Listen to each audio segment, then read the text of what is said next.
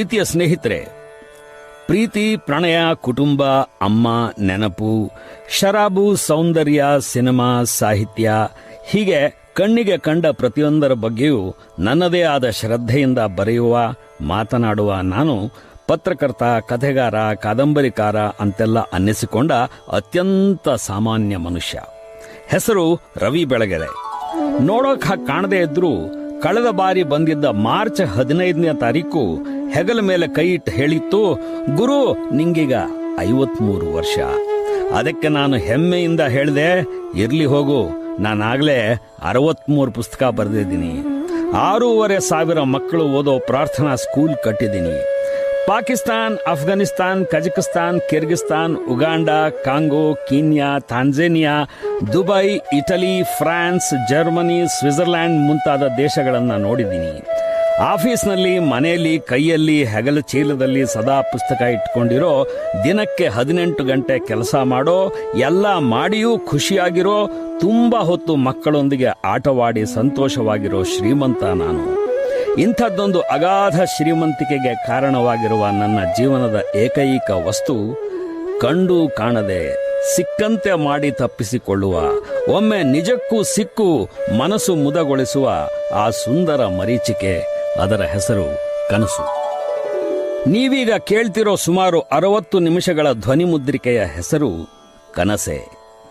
ವಯಸ್ಸಿಗೆ ತಕ್ಕಂತೆ ಬದಲಾಗುವ, ವ್ಯಕ್ತಿತ್ವಕ್ಕೆ ತಕ್ಕಂತೆ ರೂಪುಗೊಳ್ಳುವ, ಅಭಿರುಚಿಗೆ ತಕ್ಕಂತೆ ಆಕಾರ ಪಡೆಯುವ, ಕೇವಲ ನಮ್ಮ ಪ್ರಯತ್ನ ಮತ್ತು ಪರಿಶ್ರಮ, ಶ್ರದ್ಧೆಗಳಿಂದ ಮಾತ್ರ ಸಾಕಾರಗೊಳ್ಳುವ ಅತಿದೊಡ್ಡ ಸುಖದ ಹೆಸರೇ ಕನಸು. ಕೆಲವರಿಗೆ ಶ್ರೀಮಂತರಾಗುವ ಕನಸು, ಮತ್ತೊಬ್ಬರಿಗೆ ರುಚಿ ರುಚಿಯಾಗಿ ಹೊಟ್ಟೆ ತುಂಬ ತಿನ್ನುವ ಕನಸು, ರಂಗು ರಂಗಿನ ಬಟ್ಟೆ ಹಾಕಿಕೊಳ್ಳುವ ಕನಸು, ಒಲಿಂಪಿಕ್ಸ್ನಲ್ಲಿ ಚಿನ್ನ ದೋಚಿ ತರುವ ಕನಸು, ಮುಖ್ಯಮಂತ್ರಿಯಾಗುವ ಕನಸು, ತುಂಬ ಇಳಿಗಾಲದಲ್ಲಿ ಸಿಗೋ ಜ್ಞಾನಪೀಠದ ಕನಸು, ಪ್ರತಿ ಪುಸ್ತಕದ ಓದಿನಿಂದಲೂ ಸಿಗುವ ಜ್ಞಾನದ ಕನಸು, ಈ ಸಲದ ಎಕ್ಸಾಮ್ನಲ್ಲಿ ಫಸ್ಟ್ ರ್ಯಾಂಕ್ ತಂದುಕೊಂಡು ಬಿಡೋ ಕನಸು, ಮೆಚ್ಚಿದ ಹುಡುಗಿ ಹೂ ಕಣೋ ಐ ಲವ್ ಯು ಅಂತ ಮುಗುಳ್ನಗೆ ಬೀರುವ ಕನಸು. 8 ವರ್ಷದ ಹುಡುಗನನ್ನ ಕೇಳ್ನೋಡಿ, ನಿನ್ನ ಕನಸೇನು ಮರಿ ಅಂತ. ದೊಡ್ಡವನಾದ್ಮೇಲೆ ಅಮ್ಮಂಗೆ ಸೀರೆ ತಂದ್ಕೊಡ್ತೀನಿ ಅಂತಾನೆ. ಮನುಷ್ಯನ ಬದುಕೇ ಹಾಗೆ. Everybody is A dream chaser. Jnanpith ಪ್ರಶಸ್ತಿ ಪುರಸ್ಕೃತರಾದ ಗಿರೀಶ್ ಕರ್ನಾಡ್ ಅವರು ಒಂದು ಕಡೆ ತುಂಬಾ ಸುಂದರವಾಗಿ ಹೇಳಿದ್ದಾರೆ, ದೀಪಗಳಿಲ್ಲದ ಹಾದಿಯಲ್ಲಿ ನಡೆಯಬಹುದು, ಆದರೆ ಕನಸುಗಳಿಲ್ಲದ ಹಾದಿಯಲ್ಲಿ ನಡೆಯಲು ಸಾಧ್ಯವಿಲ್ಲ. How true. ಇನ್ಫ್ಯಾಕ್ಟ್ ಕನಸೆ ಎಂಬ ಈ ಧ್ವನಿ ಮುದ್ರಿಕೆಯನ್ನು ಮಾಡೋದಕ್ಕೆ ನನಗೆ ಪ್ರೇರಣೆಯಾದವರು ಶಿವಮೊಗ್ಗದ ನನ್ನ ಓದುಗರಾದ ಮಂಜುಳಾ ಮತ್ತು ಪ್ರಕಾಶ್ ದಂಪತಿಗಳು. ಅವರು ನನ್ನ ಮನಸೆ ಸಿಡಿ ಕೇಳಿದ್ದಾರೆ. ತುಂಬಾ ಒಳ್ಳೆಯ ಅಭಿರುಚಿ ಇರುವ ಪ್ರಕಾಶ್ LICಯಲ್ಲಿ ಡೆವಲಪ್ಮೆಂಟ್ ಆಫೀಸರ್ ಆಗಿ ಕೆಲಸ ಮಾಡ್ತಿದ್ದಾರೆ. ಅವರ ಬಾಳ ಸಂಗಾತಿ ಮಂಜುಳಾ ಶುದ್ಧ ಮನಸ್ಸಿನ ಗೃಹಿಣಿ, ಜೊತೆಗೆ ಹವ್ಯಾಸಿ ಬ್ಯೂಟಿಷಿಯನ್. ಮಗಳು ಬೃಂದಾ ಮತ್ತು ಮಗ ಅಭಯ್ ಇನ್ನೂ ಓದ್ತಿದ್ದಾರೆ. ಶಿವಮೊಗ್ಗದಲ್ಲಿ ಅವರು 40x70 ಸೈಟಲ್ಲಿ ಗೋಪಾಳ ಬಡಾವಣೆಯಲ್ಲಿ ಕಟ್ಟಿರೋ ಹೊಸ ಮನೆಯ ಹೆಸರು ಕನಸೆ. ನಾವು ಗೃಹ ಪ್ರವೇಶ ಇಟ್ಕೊಂಡಿದ್ದೀವಿ ರವಿ ಅವರೇ. ಬರೋ ಅತಿಥಿಗಳಿಗೆ ಒಂದು ಗಿಫ್ಟ್ ಕೊಡೋ ಇಚ್ಛೆ ಇದೆ. ಗಣೇಶನ ವಿಗ್ರಹ, ಗೊಂಬೆ, ಟವಲು, ಸೀರೆ, ಶರ್ಟ್ ಪೀಸು, ಖಣ ಅಂತ ಕೊಡೋ ಬದಲು ನಿಮ್ಮ ಧ್ವನಿಯಲ್ಲಿ ಕನಸೆ ಅಂತ ಒಂದು ಧ್ವನಿ ಮುದ್ರಿಕೆ ಮಾಡಿಸಿಕೊಟ್ಟಿದ್ರೆ ಚೆನ್ನಾಗಿರುತ್ತೆ. ಇದೊಂದು ಅರ್ಥಪೂರ್ಣ ಸಂಪ್ರದಾಯವಾಗುತ್ತೆ. ನೀವು ಬಿಡು ಮಾಡ್ಕೊಂಡು ಮಾಡ್ಕೊಡ್ತೀರಾ ಅಂತ ಕೇಳಿದಾಗ ತಕ್ಷಣ ಒಪ್ಕೊಂಡೆ. ಅಲ್ಲಿಂದ ಶುರುವಾಯಿತು ನನ್ನ ಕನಸುಗಳ ಮೆರವಣಿಗೆ. ಕನಸುಗಳ ವಿಚಾರ ಒತ್ತಟ್ಟಿಗಿರಲಿ. ಮನುಷ್ಯನ ಅತಿದೊಡ್ಡ ಇನ್ವೆನ್ಷನ್ ಅಂದ್ರೆ ಯಾವುದು? ಮನುಷ್ಯ ಕಂಡು ಹಿಡಿದ ಕರೆಂಟ, ಬಂದೂಕ, ವಿಮಾನವ, ರಾಕೆಟ, ಕಂಪ್ಯೂಟರ ಅಂತ ಯೋಚಿಸಿದಾಗ ಅದೆಲ್ಲಕ್ಕೆ ಮುಂಚೆ ಮನುಷ್ಯ ನಿಜವಾಗಿಯೂ ಕಂಡು ಹಿಡಿದದ್ದು, ಇನ್ವೆಂಟ್ ಮಾಡಿದ್ದು ಕುಟುಂಬ. ದಟ್ ಇಸ್ ಫ್ಯಾಮಿಲಿ ಅಂತ ಅನ್ನಿಸ್ಬಿಡುತ್ತೆ. ಸಾಮಾನ್ಯವಾಗಿ ಬೇರೆ ಯಾವ ಪ್ರಾಣಿ ಪಕ್ಷಿಗಳಿಗಿಂತಲೂ ವಿಭಿನ್ನವಾದ ರೀತಿಯಲ್ಲಿ ಮನುಷ್ಯ ತನ್ನ ಕುಟುಂಬ ಕಟ್ಕೊಳ್ತಾನೆ. ಕುಟುಂಬ ಅಂದ್ರೆ ಕೇವಲ ಗಂಡ ಹೆಂಡತಿ ಮಕ್ಕಳು ಅಲ್ಲ. ಅಪ್ಪ, ಅಮ್ಮ, ಅತ್ತೆ, ಮಾವ, ತಮ್ಮಂದ್ರು, ತಂಗೀರು, ನಾದಿನೀರು, ಓರ್ಗಿತ್ತೀರು, ಸೋದರ ಮಾವಂದ್ರು, ಚಿಕ್ಕಪ್ಪಂದ್ರು, ನಾವೆಲ್ಲ ಜನರಲ್ ಆಗಿ ಕರೆಯೋ ಕಸಿನ್ಸು, ದೂರದ ನೆಂಟರು, ಹತ್ತಿರದವರು, 10 ದಿವಸದವರು, ಇಷ್ಟಕ್ಕೂ ಇವರು ವರ್ಷೆಯಲ್ಲಿ ನಮಗೆ ಏನಾಗಬೇಕು ಅನ್ನೋದೇ ಸರಿಯಾಗಿ ಗೊತ್ತಾಗದಂತಹ ಸಂಬಂಧಿಗಳು, ಹೀಗೆ ಎಲ್ಲ ಸೇರಿ ಒಂದು ಕುಟುಂಬವಾಗುತ್ತೆ. ಅನೇಕ ಸಲ ನಮ್ಮ ಅತ್ಯಂತ ಆತ್ಮೀಯ ಗೆಳೆಯರು ಕೂಡ ನಮ್ಮ ಕುಟುಂಬದ ಒಂದು ಭಾಗವೇ ಆಗಿ ಹೋಗಿರುತ್ತಾರೆ. ಪ್ರೀತಿಯಿಂದ ಸಾಕಿದ ನಾಯಿ, ಮೈಯುಜ್ಜುತ್ತಾ ಓಡಾಡುವ ಬೆಕ್ಕು, ತನಗೆ ಮೂಡು ಬಂದಾಗ ಮಾತನಾಡೋ ಗಿಳಿ, ಶ್ರದ್ಧೆಯಿಂದ ಬಂದು ಅವತ್ತಿನ ಕೆಲಸ ಅಚ್ಚುಕಟ್ಟಾಗಿ ಮಾಡಿ ಹೋಗೋ ಕೆಲಸದವರು ಎಲ್ಲ ಸೇರಿ ಒಂದು ಕುಟುಂಬ. ನಮ್ಮ ಮನೆಗಳು ಬೇರೆ ಬೇರೆ ಇರಬಹುದು, ಅದು ಅನುಕೂಲಕ್ಕಾಗಿ ಮಾಡಿಕೊಂಡ ವ್ಯವಸ್ಥೆ. ಆದರೆ ನಾವೆಲ್ಲರೂ ಒಂದು ಫ್ಯಾಮಿಲಿಗೆ, ಅಂದರೆ ಒಂದು ಕುಟುಂಬಕ್ಕೆ ಸೇರಿದವರು. ನಿಮಗೂ ಗೊತ್ತಿದೆ, ಎಲ್ಲ ಕುಟುಂಬಗಳ ಪಾಲಿಗೂ ಇರೋ ಛತ್ತರಿಯೇ ಮನೆ.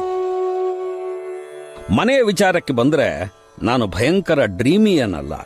ನನ್ನ ಕನಸುಗಳೇನಿದ್ರೂ ಅಕ್ಷರ ಪ್ರಪಂಚಕ್ಕೆ, ಮಾತು, ಸಂಗೀತ ಮತ್ತು ಮೌನಗಳ ಸಾಮ್ರಾಜ್ಯಕ್ಕೆ ಸಂಬಂಧಪಟ್ಟಂಥವು. ಓದುವ ಬರೆಯುವ ವಿಷಯಕ್ಕೆ ಬಂದರೆ ನನಗೆ ಮೊಟ್ಟ ಮೊದಲ ಪುಟ್ಟ ಬಣ್ಣದ ಕನಸು ಕಟ್ಟಿಕೊಟ್ಟವಳು ನನ್ನ ತಾಯಿ. ಚಿಕ್ಕಂದಿನಲ್ಲಿ ಒಂದು ಮಡಿಯುವಂತ ಸಮಾಜ ನನ್ನನ್ನು, ನನ್ನ ತಾಯಿಯನ್ನು ಕೊಂಚ ದೂರದಲ್ಲೇ ಇರಿಸಿತ್ತು, ಬಹಿಷ್ಕೃತರ ಹಾಗೆ. ಹೀಗಾಗಿ ನನಗೆ ಗೆಳೆಯರಿರಲಿಲ್ಲ. ಆ ದಿನಗಳಲ್ಲಿ, ಅಂದರೆ ನನ್ನ ಬಾಲ್ಯದ ದಿನಗಳಲ್ಲಿ, ಟಿವಿ ಕೂಡ ಇರಲಿಲ್ಲ. ಪ್ರತಿನಿತ್ಯ ಮಲಗುವಾಗ ನನ್ನ ತಾಯಿ ನನ್ನ ದಿಂಬಿನ ಪಕ್ಕದಲ್ಲಿ ಸುಮ್ಮನೆ 2 ಪುಸ್ತಕ ಇಟ್ಟಿರ್ತಿದ್ಲು. ಅವುಗಳಲ್ಲಿನ ಚಿತ್ರ, ಬಣ್ಣ, ನನ್ನ ಒಂಟಿತನ ಯಾವುದು ಆಕರ್ಷಿಸಿತೋ ಕಾಣೆ. ಚಿಕ್ಕಂದಿನಿಂದಲೇ ನಾನು ಪುಸ್ತಕಗಳ ಕಡೆಗೆ ಆಕರ್ಷಿತನಾದೆ. ಹಾಗೆ ಬೆಳೆದ ಇನ್ನೊಂದು ಆಕರ್ಷಣೆ ಎಂದರೆ ಶ್ರವಣ, ಸಂಗೀತ. ಚಂದದ ಗಾಯಕಿಯಾದ ನನ್ನ ತಾಯಿ ಬೆಳಗಿನ ಜಾವ 4:15 ಎದ್ದು ಗದುಗಿನ ನಾರಣಪ್ಪನ ಭಾರತವನ್ನ ಸುಶ್ರಾವ್ಯವಾಗಿ ಹಾಡಿಕೊಳ್ತಾ ಇದ್ಲು. ಅದನ್ನು ಕೇಳ್ತಲೇ ಬೆಳೆದ ನಾನು ಅದರಿಂದ ಎಷ್ಟು ಇಂಪ್ರೆಸ್ ಆಗಿದ್ದೆ ಅಂದರೆ, ಸ್ನೇಹ ತ್ಯಾಗಗಳಿಗೆ ಸಂಕೇತವಾದ ಕರ್ಣನ ಪಾತ್ರವನ್ನ ತುಂಬಾ ಇಷ್ಟಪಟ್ಟು ನನ್ನ ಮಗನಿಗೆ ಕರ್ಣ ಅಂತಲೇ ಹೆಸರಿಟ್ಟಿದ್ದೇನೆ. ಅಂದಹಾಗೆ ಅದು ಟಿವಿಗಳಿಲ್ಲದ ಕಾಲವಾದ್ದರಿಂದ ನನ್ನ ಬಾಲ್ಯ ಮತ್ತು ತಾರುಣ್ಯದ ಉದ್ದಕ್ಕೂ ನಾನು ರೇಡಿಯೋ ಕೇಳ್ತಲೇ ಬೆಳೆದವನು. ಹೀಗಾಗಿ PB ಶ್ರೀನಿವಾಸ್, ಘಂಟಸಾಲ, AM ರಾಜ, ಮಾಧವ ಪೆದ್ದಿ ಸತ್ಯಂ, ಬಾಲಸುಬ್ರಹ್ಮಣ್ಯಂ, KL ಸೈಗಲ್, CH ಆತ್ಮ, ಮುಖೇಶ್, ಮೊಹಮ್ಮದ್ ರಫಿ, ಮನ್ನಾಡೆ, ನರೇಂದರ್ ಚಂಚಲ್, ಜಗಜಿತ್ ಸಿಂಗ್, ಲತಾ ಮಂಗೇಶ್ಕರ್, ಆಶಾ ಭೋನ್ಸ್ಲೆ, ಬೇಗಂ ಅಖ್ತರ್, ಜಾನಕಿ, P ಸುಶೀಲಾ, ಜಿಕ್ಕಿ ಮುಂತಾದವರೆಲ್ಲ ನಮ್ಮ ಪರಿಚಿತರಂತೆಯೇ, ಪಕ್ಕದ ಮನೆಯವರಂತೆಯೇ ಆಗಿ ಹೋದರು. ಇವತ್ತಿಗೂ ನಾನು ಸಂಗೀತವಿಲ್ಲದೆ ಇರುವುದಿಲ್ಲ. ಮನಸ್ಸಿಗೆ ಏನೋ ಬೇಸರವಾದಾಗ ನಾನು ಕೇಳಿಕೊಳ್ಳುವ ಹಾಡು ಪ್ರಖ್ಯಾತ ಸಂಗೀತ ನಿರ್ದೇಶಕ ರೋಷನ್ ಅವರು ನಿರ್ದೇಶಿಸಿದ ಚಿತ್ರಲೇಖ ಚಿತ್ರದ ಈ ಹಾಡನ್ನ ಆಶಾ ಭೋನ್ಸ್ಲೆ ಮತ್ತು ಉಷಾ ಮಂಗೇಶ್ಕರ್ ಸೋದರಿಯರು 1964ರಲ್ಲಿ ಹಾಡಿದ್ದಾರೆ. ನೋಡಿ, ಒಂದು ಹಾಡನ್ನ ಸುಮ್ಮನೆ ಕೇಳಿಸ್ಕೊಳ್ಳುವುದರೊಂದಿಗೆ ಮನಸ್ಸಿನ ಚಡಪಡಿಕೆ ತೃಪ್ತಗೊಳ್ಳುವುದಿಲ್ಲ. ಇದು ಯಾರು ಹಾಡಿದ್ದು, ಯಾರು ಬರೆದಿದ್ದು, ಸಂಗೀತ ನಿರ್ದೇಶಕರು ಯಾರು, ಯಾವ ನಟರಿಗಾಗಿ ಸಿದ್ಧಪಡಿಸಿದ ಹಾಡು ಇದು, ಹೀಗೆ ಕುತೂಹಲ ವಿಸ್ತಾರಗೊಳ್ಳುತ್ತಾ ಹೋಗುತ್ತದೆ. ಇದೊಂಥರ ನಿಲ್ಲದ ಬೇಟೆ. ನನ್ನ ವಿಷಯದಲ್ಲಿ ಇದು ಎಲ್ಲಿಗೆ ಬಂದು ನಿಂತಿದೆ ಅಂದರೆ, ಕನ್ನಡ, ತೆಲುಗು, ಹಿಂದಿ ಸಿನಿಮಾಗಳ ಸುಮಾರು 70,000 ಹಾಡುಗಳ ಬಗ್ಗೆ ನನ್ನಲ್ಲಿ ಮಾಹಿತಿ ಇದೆ. ಅವು ಬಾಯಿಗೆ ಬರ್ತವೆ. ಅನಾಯಾಸವಾಗಿ ಈ 53 ವರ್ಷಗಳಲ್ಲಿ ನಾನು ಚೇಸ್ ಮಾಡಿದ ಒಂದು ಸರಳವಾದ ಕನಸಿನ ಫಲವೆಂದರೆ ಇದು.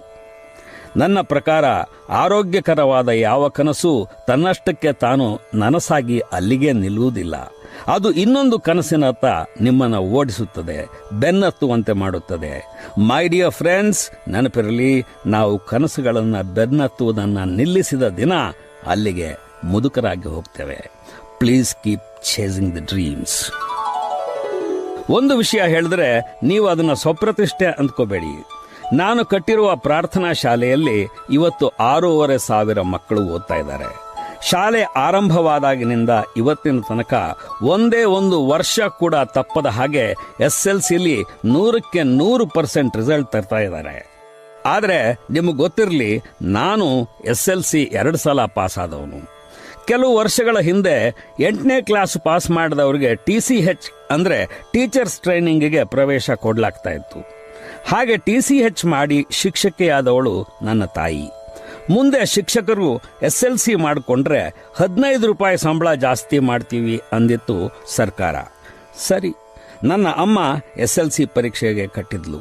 ಅದೇ ವರ್ಷ ನಾನು SLC ಬರೆದೆ. ತಾಯಿ ಮಗ ಒಟ್ಟಿಗೆ ಪರೀಕ್ಷೆ ಬರೆದದ್ದು SLC ಬೋರ್ಡ್ನ ಇತಿಹಾಸದಲ್ಲಿ ನಮ್ಮಿಬ್ಬರದೇ ಇರಬೇಕು ಉದಾಹರಣೆ. ಮುಂದೆ ರಿಸಲ್ಟ್ ಬಂತಲ್ಲ, ಶಾಲೆಯಲ್ಲಿ ಪಾಠ ಮಾಡ್ತಾ ಇದ್ದ ಅಮ್ಮನಿಗೆ ಕಿಟಕಿಯಲ್ಲಿ ಕೂಗಿ ನಿಂತು ಹೇಳಿದೆ, ಅಮ್ಮ ನೀನ್ ಪಾಸು. ನಿಂದೇನಾಯ್ತು ಮಗನೇ ಅಂದ್ಲು. ನಾನು ಫೇಲು ಅಂದೆ.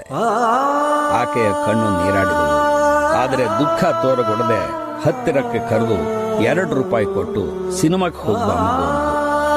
ಮರುದಿನ ಅಮ್ಮ ನನಗೆ ಮಾಡಿದ ಅತಿ ದೊಡ್ಡ ಉಪಕಾರವೆಂದರೆ ಬಳ್ಳಾರಿಯ ಸಿಟಿ ಸೆಂಟ್ರಲ್ ಲೈಬ್ರರಿಗೆ ಕರೆದೊಯ್ದು 5 ರೂಪಾಯಿಗಳದೊಂದು ಹಾಗೂ 3 ರೂಪಾಯಿಗಳದೊಂದು ಮೆಂಬರ್ಶಿಪ್ ಕಾರ್ಡ್ ಮಾಡಿಸಿ ಲೈಬ್ರೇರಿಯನ್ ಪ್ರಹ್ಲಾದಾಚಾರ್ಯರಿಗೆ ಪರಿಚಯ ಮಾಡಿಕೊಟ್ಟಿದ್ಲು. ನಂತರ ವಿಶಾಲವಾದ ಲೈಬ್ರರಿಯ ರ್ಯಾಕ್ಗಳ ಮಧ್ಯೆ ನಿಲ್ಲಿಸಿ, ಮಗು ಇವಷ್ಟು ಕನ್ನಡದ ಪುಸ್ತಕಗಳು, ನಿನಗೆ ಏನೇನು ಓದಬೇಕು ಅನ್ಸುತ್ತೋ ಅದೆಲ್ಲವನ್ನೂ ಓದು ಅಂದ್ಲು. Believe me friends, SLC fail ಆದ ನಾನು ಪತ್ತೇದಾರಿ ಕಾದಂಬರಿಗಳನ್ನು ಓದಲು ಆರಂಭಿಸಿದ್ದು. ಆಮೇಲೆ ಮುಂದೆ SLC ಮುಗಿಸಿ PUCಗೆ ಹೋಗೋ ಹೊತ್ತಿಗೆ ಬೀಚಿ, ತಾರಾಸು, ಆನಕ್ರು, ಅನಂತಮೂರ್ತಿ, ಯಶವಂತ ಚಿತ್ತಾಲ, ಶಿವರಾಮ ಕಾರಂತರ ತನಕ ಲೈಬ್ರರಿಯಲ್ಲಿದ್ದ ಹೊಸಗನ್ನಡದ ಅಷ್ಟೂ ಸಾಹಿತ್ಯ, ಅಷ್ಟು ಪುಸ್ತಕ ಓದಿಬಿಟ್ಟಿದೆ. ಅವತ್ತಿನ ಆ ಡ್ರೀಮ್ ಚೇಸಿಂಗ್ ಸ್ವಭಾವ ಇವತ್ತಿಗೂ ನನ್ನಲ್ಲಿ ಉಳಿದಿದೆ. ಅದು ನನ್ನಿಂದ ಬರೆಸ್ತಾ ಇದೆ. ನಿಜ ಹೇಳಬೇಕಂದ್ರೆ ಬದುಕಿಸ್ತಾ ಇದೆ. 53 ವರ್ಷಗಳಲ್ಲಿ 63 ಪುಸ್ತಕ ಬರೆದಿದ್ದೀನಿ. 100 ತುಂಬೋ ಹೊತ್ತಿಗೆ 150 ಪುಸ್ತಕಗಳನ್ನಾದರೂ ಬರೆಯೋ ಆಸೆ. ಸುಮಾರು 23 ದೇಶ ನೋಡಿದ್ದೀನಿ. 100 ತುಂಬೋ ಹೊತ್ತಿಗೆ 100 ದೇಶವಾದರೂ ನೋಡಿ ಬರೋ ಕನಸು. ಇಂಥದ್ದೊಂದು ಕನಸು ಕಟ್ಟಿಕೊಟ್ಟದ್ದು ಜರ್ಮನಿಯಲ್ಲಿ ನೆಲೆಗೊಂಡಿರುವ ನನ್ನ ಗೆಳೆಯ ದತ್ತ ಹೆಗಡೆ. ನನ್ನ ಕನಸುಗಳ ಮಾತು ಒತ್ತಟ್ಟಿಗಿರಲಿ. ಕನ್ನಡದ ಹಿರಿಯ ಕವಿ ಕುವೆಂಪು ಅವರು ಎಲ್ಲಿಯೂ ನಿಲ್ಲದಿರು ಮನೆಯನೆಂದು ಕಟ್ಟದಿರು ಅಂತ ಬರೆದ್ರು. ಅದನ್ನವರು ಮನುಷ್ಯನ ಚೇತನದ ವಿಷಯಕ್ಕೆ ಸಂಬಂಧಪಟ್ಟ ಹಾಗೆ ಬರೆದ್ರು. ಆದರೆ ಕುವೆಂಪು ಸ್ವತಃ ಒಂದು ನೆಲೆ ನಿಂತರು, ಮನೇನೂ ಕಟ್ಟಿದ್ರು. ಮನೆ ಕಟ್ಟೋದು ಪ್ರತಿ ಮನುಷ್ಯನಲ್ಲೂ ಸ್ವಭಾವತಃ ಇರುವಂತಹ ಒಂದು ದೇದೀಪ್ಯಮಾನವಾದ, ಹಿತವಾದ, ಬಿಟ್ಟು ಬಿಡದೆ ಕಾಡುವ ಸುಂದರ ಕನಸು. ಚಿಕ್ಕ ಮಕ್ಕಳಿದ್ದಾಗಲೇ ಬಹುಶಃ ನಾವು ಮನೆ ಕಟ್ಟೋಕೆ ಶುರು ಮಾಡ್ತೀವಿ. ಮರಳಲ್ಲಿ, ಮಣ್ಣಲ್ಲಿ, ಪುಟ್ಟ ಪುಟ್ಟ ಕಲ್ಲುಗಳಲ್ಲಿ. ಅದರ ಸುತ್ತ ಕೂತ್ಕೊಂಡೇ ಮನೆ ಆಟ ಆಡ್ತೇವೆ. ನೀನು ಅಪ್ಪ, ನಾನು ಅಮ್ಮ. ನೀನು ಅಂಗಡಿಗೆ ಹೋಗ್ಬಾ, ನಾನು ಅಡಿಗೆ ಮಾಡಿಟ್ಟಿರ್ತೀನಿ.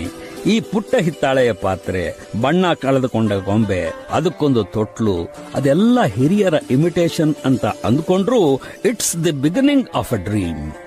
ಬಾಲ್ಯದ ಆ ಮಧುರ ಕನಸನ್ನ ನೆನೆಸಿಕೊಂಡು ಜಗಜಿತ್ ಸಿಂಗ್ ತುಂಬಾ ಸುಂದರವಾದ ಗಜಲ್ ಹಾಡಿದ್ದಾರೆ. ಆಜ್ ಎಂಬ ಚಿತ್ರದಲ್ಲಿ ಬಳಕೆಯಾದ ಜಗಜಿತ್ ಸಿಂಗ್ ಮತ್ತು ಚಿತ್ರಾ ಸಿಂಗ್ ಹಾಡಿದ ಈ ಗಜಲು ನಮ್ಮೆಲ್ಲರ ಬಾಲ್ಯದ, ನಮ್ಮೆಲ್ಲರ ಕನಸುಗಳ ಪ್ರತಿಫಲನದಂತೆ ಕೇಳಿಸುತ್ತದೆ. ನಿಜವಾದ ಮನೆ ಕಟ್ಟುವ ಕನಸು ಸಾಮಾನ್ಯವಾಗಿ ಮನುಷ್ಯನಲ್ಲಿ ಆರಂಭವಾಗೋದು 35-40ರ ಆಸ್ಪಾಸ್ನಲ್ಲೇ. ಕೆಲವೊಮ್ಮೆ ಆ ಕನಸು ತಂತಾನೆ ಆರಂಭವಾದರೆ ಮತ್ತೆ ಕೆಲವು ಸಲ ಯಾವುದೋ ಗೆಳೆಯ, ಯಾವುದೋ ಸೊಸೈಟಿಯ ಜಾಹೀರಾತು, ಅಥವಾ ಎಲ್ಲೋ ನೋಡಿದ ಹತ್ತಿರದವ್ರು ಯಾರೋ ಕಟ್ಟಿದ ಸುಂದರ ಮನೆ, ಇಂಥದೊಂದು ಕನಸನ್ನ ನಮ್ಮಲ್ಲಿ ಬಿತ್ತು ಬಿಡುತ್ತೆ. ಅದು ಅಂತಿಂಥ ಕನಸಲ್ಲ, ಮೂಡಿದ ಕೂಡಲೇ ನನಸಾಗುವಂಥದ್ದೂ ಅಲ್ಲ, ಅಬ್ಬ ಮುಗೀತು ಅಂತ ಅನಿಸುವಂಥದ್ದೂ ಅಲ್ಲ, ಒಂದೇ ದಿನಕ್ಕೆ ಮೂಡಿ ನಿಲ್ಲುವಂಥದ್ದು ಅಲ್ಲ. ಇಷ್ಟಿಷ್ಟೇ ಬೆಳೆಯುತ್ತಾ, ಬೇರೆ ಬೇರೆ ಆಕಾರ ಪಡೆಯುತ್ತಾ, ಎಂತೆಂಥವೋ ಬಣ್ಣ ಧರಿಸುತ್ತಾ, ಅತ್ತಿತ್ತ ನೋಡುತ್ತಾ, ಏನನ್ನೋ ನೋಡಿ ಬಂದು ಇನ್ನೇನನ್ನೋ ಮಾಡಲು ಪ್ರೇರೇಪಿಸುತ್ತಾ, ರಾತ್ರಿ ಗಾಢ ನಿದ್ರೆಯಲ್ಲಿ ದಿಡುಗ್ಗನೆ ಎಬ್ಬಿಸಿ ಕೂಡಿಸುತ್ತಾ, ಮತ್ತೆ ತಾನೇ ಚುಕ್ಕು ತಟ್ಟಿ ಮಲಗಿಸುತ್ತಾ, ಹೊತ್ತಲ್ಲದ ಹೊತ್ತಿನಲ್ಲಿ ಮನೆಯಿಂದ ಹೊರಬೀಳುವಂತೆ ಮಾಡುತ್ತಾ, ಸುಮ್ಮನೆ ಮಳೆ ಬಿದ್ದರೂ ದುಗುಡಗೊಳಿಸುತ್ತಾ, ಇದು ಇನ್ನೇನೋ ಆಗಬೇಕಾಗಿತ್ತು ಅಂತ ಅನ್ನಿಸ್ತಾ, ಅರೆ ಹೀಗಾಗತ್ತೆ ಅಂದ್ಕೊಂಡೇ ಇರಲಿಲ್ಲ ಎಂದು ಮುದಗೊಳ್ಳುವಂತೆ ಮಾಡುತ್ತಾ, ನಮ್ಮೊಂದಿಗೆ ಕನಿಷ್ಠ ಪಕ್ಷ 1.5-2 ವರ್ಷ ಸಂಸಾರ ಮಾಡುವ ಈ ಮನೆಯ ಕನಸು ಅಂತಿಂತದ್ದಲ್ಲ ಬಿಡಿ. ಲಾಳ ಸಿಕ್ಕಿತು ಅನ್ನೋ ಕಾರಣಕ್ಕೆ ಕುದುರೆ ಕೊಂಡ್ಕೊಳ್ಳೋಕೆ ಹೊರಡೋರು ಬೇಕಾದಷ್ಟಿದ್ದಾರೆ. ಅವರ ಸಂಖ್ಯೆಗೆ ಸರಿಸಮನಾಗಿ ಇರೋರು ಸಾಲ ಸಿಕ್ಕಿತು ಅನ್ನೋ ಕಾರಣಕ್ಕೋಸ್ಕರ ಮನೆ ಕಟ್ಕೊಳ್ಳೋರು. ಅವರೂ ಕಡಿಮೆ ಸಂಖ್ಯೆಯಲ್ಲೇನಿಲ್ಲ. ನಿಜ ಹೇಳಬೇಕಂದ್ರೆ ಸಾಲ ತೆಗೆಯದೆ ಮನೆ ಕಟ್ಟೋರು ಜಗತ್ನಲ್ಲೇ ಇರ್ಲಾರರು. ಅಮೆರಿಕದ ಒಟ್ಟು ಎಕಾನಮಿ ಆಯ ತಪ್ಪಿದ್ದೇ ಈ ಮನೆ ಸಾಲದ ರಗಳೆಯಿಂದಾಗಿ. ಇವತ್ತಿಗೂ ಸಾಲಗಳಾಗ್ತಲೇ ಇವೆ, ಮನೆಗಳು ಏಳ್ತಲೇ ಇವೆ. ಈ ಎಕ್ಸ್ಟೆನ್ಷನ್ಗೆ ನಾವು ಬಂದು ಮನೆ ಕಟ್ಟಿದಾಗ ಏನಿತ್ರಿ, ಬರೀ ಕಾಡು. ರಾತ್ರಿ ಮನೆಗೆ ಬರೋಕೆ ಹೆದರಿಕೆ ಆಗ್ತಿತ್ತು. ಒಂದು ರಸ್ತೆ ಕೂಡ ಇರಲಿಲ್ಲ. ನಾಗರಹಾವು ಹಾಡು ಹಗಲೇ ಓಡಾಡ್ತಾ ಇದ್ವು ನೋಡಿ ಅಂತ ಮಾತನಾಡುವ ಒಬ್ಬ ಹಿರಿಯ ಇವತ್ತಿಗೂ ನಿಮಗೆ ಯಾವುದೇ ಊರಿನ ಯಾವುದೇ ಬಡಾವಣೆಗೆ ಹೋದ್ರೂ ಸಿಗ್ತಾನೆ. ಆಗೆಲ್ಲ ರೇಟ್ ಇಷ್ಟಿತ್ತೇನ್ರಿ, ಸ್ಕ್ವೇರ್ ಫೀಟ್ಗೆ 80 ರೂಪಾಯಿ ಅಂದ್ರೂ ಕೊಂಡ್ಕೊಳ್ಳೋರಿರ್ಲಿಲ್ಲ ಎಂದು ಹೊಟ್ಟೆ ಉರಿಸ್ತಾ. ಆದರೂ ಒಳ್ಳೆ ಜನ, ಒಳ್ಳೆ ಡೀಸೆಂಟ್ ಏರಿಯಾ ಆಯ್ತು ಬಿಡಿ, ಹೆಚ್ಚಿನವರು ವೆಜಿಟೇರಿಯನ್ಸು ಎಂದು ಸಮಾಧಾನಕರ ಬಹುಮಾನದಂತಹುದನ್ನ ಕರುಣಿಸ್ತಾನೆ. ಅಲ್ಲಿಂದ ಆರಂಭ. ಇಂಥ ಜಾಗದಲ್ಲಿ ಮನೆ ಕಟ್ಟಿಸಬೇಕು ಅಂತ ನಿರ್ಧಾರವಾದ ಕೂಡಲೇ ಸೈಟ್ಗೆ ಹಣ ಹಂಚುವುದಕ್ಕಿಂತ ಮುಂಚೆ ಮನೆ ಹೇಗಿರುತ್ತೆ, ನಿಂದ್ಯಾವ ರೂಮು, ನಂದ್ಯಾವ ರೂಮು, ಮಾಸ್ಟರ್ ಬೆಡ್ರೂಮ್ ಯಾವುದು, ವರಾಂಡ ಹೇಗಿರಬೇಕು, ನೀನು ಸುಮ್ಮನೆ ಹಳೆ ಹಂಡೆ ಕೊಳದಪ್ಲೆ ಇದ್ದಲು ಒಲೆ ಅಂತ ಜಂಕೆಲ್ಲ ತರಬೇಡ ಹೊಸ ಮನೆಗೆ ಎಂದು ಹೆಂಡತಿಗೆ ಅಪ್ಪಣೆ ಕೊಡುವ ತನಕ ಮಾತು, ಆಸೆ, ಕನಸು ಆರಂಭವಾಗಿ ಬಿಡುತ್ತವೆ. ಆ ಹೊತ್ತಿಗೆ ಮದುವೆ ಆಗಿ ಮಕ್ಕಳಾಗಿ ಓರಗೆ ಅವರು ಹೊಟ್ಟೆ ಕಿಚ್ಚಾಗುವಂತೆ ಮನೆ ಕಟ್ಟಿ ಗಂಡ ಹೆಂಡತಿ ಇಬ್ಬರಿಗೂ ನೌಕರಿ ಇದ್ರೆ ಆಫೀಸ್ನಲ್ಲಿ ಸಾಲ ಸಿಗೋದು ಖಚಿತವಾಗಿ, ಎಂದೋ ಕಂತು ಕಟ್ಟಿಸಿಕೊಂಡ ಸೊಸೈಟಿಯಿಂದ ಪತ್ರ ಬಂದು ಕಡೆಗೂ ಹೇಗೋ ಒಂದು ಸೈಟು ಅಂತ ನಿಗದಿಯಾಗಿ ಅದರ ರಿಜಿಸ್ಟ್ರೇಷನ್ನೂ ಆಗುತ್ತೆ. ಕಾನೂನಿನ ವಿಷಯದಲ್ಲಿ ನಾನು ಮಹಾಪಂಡಿತನಲ್ಲದೇ ಇದ್ರೂ ಒಂದು ಸೈಟು ಅಥವಾ ಮನೆಯ ಖರೀದಿ ಮಾಡುವಾಗ ಅದನ್ನ ಗಂಡ ಹಾಗೂ ಹೆಂಡತಿ ಇಬ್ಬರ ಹೆಸರಿನಲ್ಲೂ ರಿಜಿಸ್ಟರ್ ಮಾಡಿಸೋದು ಕ್ಷೇಮ. ಒಂದಲ್ಲ 4 ಸಲ ನಿಮಗೆ ಸೈಟ್ ಮಾರ್ತಾ ಇರುವಾತ ನಿಜಕ್ಕೂ ಅದರ ಮಾಲೀಕನ, ಅದನ್ನ ಆತ ಈಗಾಗಲೇ 5-6 ಜನಕ್ಕೆ ಮಾರಿಲ್ಲ ತಾನೆ, ಅದರ ಮೇಲೆ 2 ಬ್ಯಾಂಕ್ಗಳಲ್ಲಿ ಸಾಲ ತಗೊಂಡಿಲ್ಲ ತಾನೆ ಅಂತ ವಿಚಾರಿಸಿ ವಕೀಲರಿಂದ ವೆರಿಫೈ ಮಾಡಿಸಿ ಆಮೇಲೆ ರಿಜಿಸ್ಟರ್ ಮಾಡಿಸ್ಕೊಂಡ್ರೆ ಸೇಫು. ಇಲ್ಲದೆ ಇದ್ರೆ ಮನೆ ಕಟ್ಟಿ ಮುಗಿಸೋ ಹೊತ್ತಿಗೆ ಆ ಸೈಟಿನ ಇನ್ನೊಬ್ಬ ಓನರ್ ಉದ್ಭವವಾಗಿ ಹೊಸ್ತಿಲಲ್ಲಿ ಕೂತು ಬಿಡ್ತಾನೆ. ಒಮ್ಮೆ ಸೈಟ್ ಖರೀದಿಯಾದ ಮೇಲೆ ನಿಮ್ಮನ್ನ ಹಿಡಿಯೋರಾದರೂ ಯಾರಿದ್ದಾರೆ? ಕೆಲಸ ಇರಲಿ ಬಿಡ್ಲಿ, ಆ ಕಡೆಗೆ ಒಂದ್ಸಲ ಸುಮ್ಮನೆ ಹೋಗಿ ಬರ್ತೀರಿ. ಸೈಟಿನ 4 ಮೂಲೆಯಲ್ಲಿ ನಿಂತು ಬರ್ತೀರಿ. ಅಕ್ಕಪಕ್ಕದವರು ಹೇಗಿದ್ದಾರೆ ಅಂತ ಕಣ್ಣಳತೆಯಲ್ಲಿ ಅಂದಾಜು ಮಾಡ್ತೀರಿ. ಮನೆ ಕಟ್ಟಿ ಮುಗಿಸೋಕೆ ಎಷ್ಟು ದಿನ ಕ್ಯಾಲೆಂಡರ್ನ ಮುಂದೆ ಕೂತ್ಕೋತೀರಿ. ಅವರ್ಯಾರೋ ಅದ್ಭುತವಾಗಿ ಕಟ್ಸಿದ್ದಾರೆ ಅಂತ ಸುದ್ದಿ ಬಂದಾಗ ಅವರನ್ನ ಹೇಗೋ ಪರಿಚಯ ಮಾಡಿಕೊಂಡು ಅವರ ಮನೆಯ ಅಂಗಳದಿಂದ ಪಾಯ್ಖಾನೆಯ ತನಕ ಭಯಂಕರ ಕುತೂಹಲದೊಂದಿಗೆ ಯಾವ ಸಂಕೋಚವೂ ಇಲ್ಲದೆ ಹೋಗಿ ನೋಡಿ ಬಂದು ನೀವೇ ಒಂದು ನಿರ್ಧಾರಕ್ಕೆ ಬರ್ತೀರಿ. ಮನೆ ಜೋರಾಗೆ ಕಟ್ಟಿಸಿದ್ದಾರೆ, ಭಯಂಕರ ಖರ್ಚು ಆಗಿದೆ, ಆದರೆ ನೋಡು ಹಣ ಇರೋದೇ ಬೇರೆ, ಮನುಷ್ಯನಿಗೆ ಟೇಸ್ಟ್ ಇರೋದೇ ಬೇರೆ ಹಾಗಂತ ನಿರ್ಧರಿಸ್ತೀರಿ. ಅದರ ಅರ್ಥ ನಿಮಗೆ ಟೇಸ್ಟ್ ಇದೆ ಮತ್ತು ಕೊಂಚ ಕಡಿಮೆ ಹಣವಿದೆ ಅಂತ ಆಯ್ತಲ್ಲ. ಅದನ್ನ ನೀವು ಒಪ್ಪೋದಿಲ್ಲ. ಬರೀ ಟೇಸ್ಟ್ ಇದ್ರೆ ಸಾಕ? ಒಳ್ಳೆ ಆರ್ಕಿಟೆಕ್ಟ್ ಯಾರು ಅಂತ ಎನ್ಕ್ವೈರಿ ಮಾಡೋಕ್ಕೆ ಶುರು ಮಾಡ್ತೀರಿ. ಆತ ಕಟ್ಟಿದ ಮನೆಗಳನ್ನೊಮ್ಮೆ ನೋಡ್ಕೊಂಡು ಬರ್ತೀರಿ. ಆತ ಕೊಟ್ಟ ರಫ್ ಡಿಸೈನ್ಗಳನ್ನು ಇಟ್ಕೊಂಡು ನೀವೇ ಚರ್ಚೆ ಮಾಡ್ತೀರಿ. ಎಂದೂ ಇಲ್ಲದ್ದು ಪುಸ್ತಕದ ಅಂಗಡಿಗೆ ಹೋಗಿ ಹೋಮ್ ಬಿಲ್ಡಿಂಗ್ ಬಗ್ಗೆ, ಇಂಟೀರಿಯರ್ಸ್ ಬಗ್ಗೆ ಬಂದಿರೋ ಪುಸ್ತಕ ಖರೀದಿ ಮಾಡ್ತಾ ಇರ್ತೀರಿ. ಇಂಟರ್ನೆಟ್ನಲ್ಲಿ ಏನಾದರೂ ಸಿಕ್ಕುತ್ತಾ ಜಾಲಾಡ್ತೀರಿ. ಮದುವೆ ಆಗೋ ಹುಡುಗಿ ಬಗ್ಗೆ ಕೂಡ ನೀವು ಈ ಪರಿ ಕುತೂಹಲ ಆಸಕ್ತಿ ವಹಿಸಿದ್ರೋ ಇಲ್ವೋ, ಈಗ ಮಾತ್ರ ನೀವು ಮಹಾ ಕುತೂಹಲಿ, ಪ್ರಯೋಗಶಾಲಿ, ಟೇಸ್ಟ್ಫುಲ್ ಮ್ಯಾನ್, ಮೆಟಿಕ್ಯುಲಸ್ ವುಮನ್ ಮತ್ತು ನಿಮ್ಮ ಕಾನ್ಫಿಡೆನ್ಸ್ನ ಲೆವೆಲ್ಲು ಅಮೆರಿಕವನ್ನ ಆಳ್ತಾ ಇರುವಂತ ಒಬಾಮಾಗಿಂತ 2 ಔನ್ಸ್ ಜಾಸ್ತಿ ಇರುತ್ತೆ. ಇದೆಲ್ಲದರ ಮಧ್ಯೆ ಹೆಚ್ಚು ಖರ್ಚಿಲ್ಲದ ಒಂದು ಲೋ ಕಾಸ್ಟ್ ಹೌಸ್ ಕಟ್ಸಿದ್ರೆ ಹೇಗೆ, ಎಂತೆಂಥವರೋ ಕಟ್ಸಿದಾರಂತೆ ಅನ್ನೋ ವಿಚಾರ ಮೂಡಿ, ಇಲ್ಲ ಅದಕ್ಕೆಲ್ಲ ರೀಸೇಲ್ ವ್ಯಾಲ್ಯೂ ಇರಲ್ಲ ಎಂದು ನೀವೇ ತೀರ್ಮಾನಿಸಿ ಉಳಿದ ಎಲ್ಲರಂತೆಯೇ ರೆಗ್ಯುಲರ್ ಆದ ಮನೆ ಕಟ್ಟಿಸೋಕೆ ನಿರ್ಧರಿಸ್ತೀರಿ. ಇದರ ನಂತರದ ಹಂತವೇ ಅತಿ ಮುಖ್ಯವಾದ ಹಂತ. ಅದರ ಹೆಸರು ಹಣ, ದ ಮನಿ ಫೈನಾನ್ಸ್. ಸಾಮಾನ್ಯವಾಗಿ ಹೆಚ್ಚಿನವರು ಕೋಟಿಗಟ್ಟಲೆ ಬಜೆಟ್ ಮಾಡಿಕೊಂಡು ಮನೆ ಆರಂಭಿಸ್ತಾರಾದರೂ ಕೋಟಿಗಟ್ಟಲೆ ಹಣ ಕೈಲಿಟ್ಕೊಂಡೇನೋ ಆರಂಭಿಸೋದಿಲ್ಲ. ಹೆಚ್ಚಿನವರು ಸಾಲ ಮಾಡಲೇಬೇಕು. ಆರ್ಕಿಟೆಕ್ಟ್ ಕೊಟ್ಟ ಪ್ಲಾನು, ನಿಮ್ಮಲ್ಲಿರುವ ಇಡಗಂಟು ಮತ್ತು ಸಿಕ್ಕಲಿರುವ ಸಾಲ ಎಲ್ಲದರ ಲೆಕ್ಕ ಹಾಕಿ ಹುರುಪಿನೊಂದಿಗೆ ಒಬ್ಬ ಕಾಂಟ್ರಾಕ್ಟರ್ನನ್ನ ಹಿಡಿತೀರಿ. ಅವನು ಅನುಭವಿಯ, ಅದನ್ನೂ ಪರೀಕ್ಷಿಸ್ತೀರಿ. ಎಷ್ಟು ದಿನ, ಎಷ್ಟು ಹಣ, ಎಷ್ಟು ತಿಂಗಳಲ್ಲಿ ಮುಗಿಸ್ಕೊಡ್ತೀಯ ಅಂತ ಕೇಳ್ತೀರಿ. ಕಾಂಟ್ರಾಕ್ಟರ್ ಹೇಳೋದೆಲ್ಲ ನಿಜವಲ್ಲ ಅಂತ ಗೊತ್ತಿದ್ದು ಕೂಡ ಸದ್ಯ ಅವೆಲ್ಲವೂ ನೀವಂದುಕೊಂಡ ಬಜೆಟ್ನಲ್ಲೇ ಆಗುತ್ತಲ್ಲ ಎಂದು ಸಂಭ್ರಮಿಸ್ತಾ ಇನ್ನಿಲ್ಲದ ಹುರುಪಿನೊಂದಿಗೆ ಅದೊಂದು ಶುಭ ಮುಹೂರ್ತ ಹುಡುಕಿ ಭೂಮಿ ಪೂಜೆ ಮಾಡಿಯೇ ಬಿಡ್ತೀರಿ. ಎಕ್ಸಾಕ್ಟ್ಲಿ. ಘರ್ವಂದಾ ಚಿತ್ರದಲ್ಲಿ ಗುಲ್ಜಾರ್ ಸಾಹೇಬ್ರು ಬರೆದು ಜಯದೇವ್ ಸಂಗೀತ ನಿರ್ದೇಶನ ಮಾಡಿದ ಅಮೋಲ್ ಪಾಲೇಕರ್ ಮತ್ತು ಜರೀನಾ ವಹಾಬ್ ತರ ಕನಸು ಕಾಣ್ತಾ ಬ್ಯಾಂಕಿನ ಸುತ್ತ ಗಿರಿಕಿ ಹೊಡಿತಾ ಸಿಕ್ಕವರಿಗೆಲ್ಲ ನೀವು ಮನೆ ಕಟ್ಟೋಕೆ ಆರಂಭಿಸಿರೋದನ್ನ ಹೆಮ್ಮೆಯಿಂದ ಹೇಳ್ತಾ ಅಗೆಯುವ ಪಾಯದ ಆಳದಿಂದ ನಿಮ್ಮ ಕನಸಿನ ಸಸಿ ಬೆಳೆಸೋಕೆ ಪ್ರಾರಂಭಿಸ್ತೀರಿ.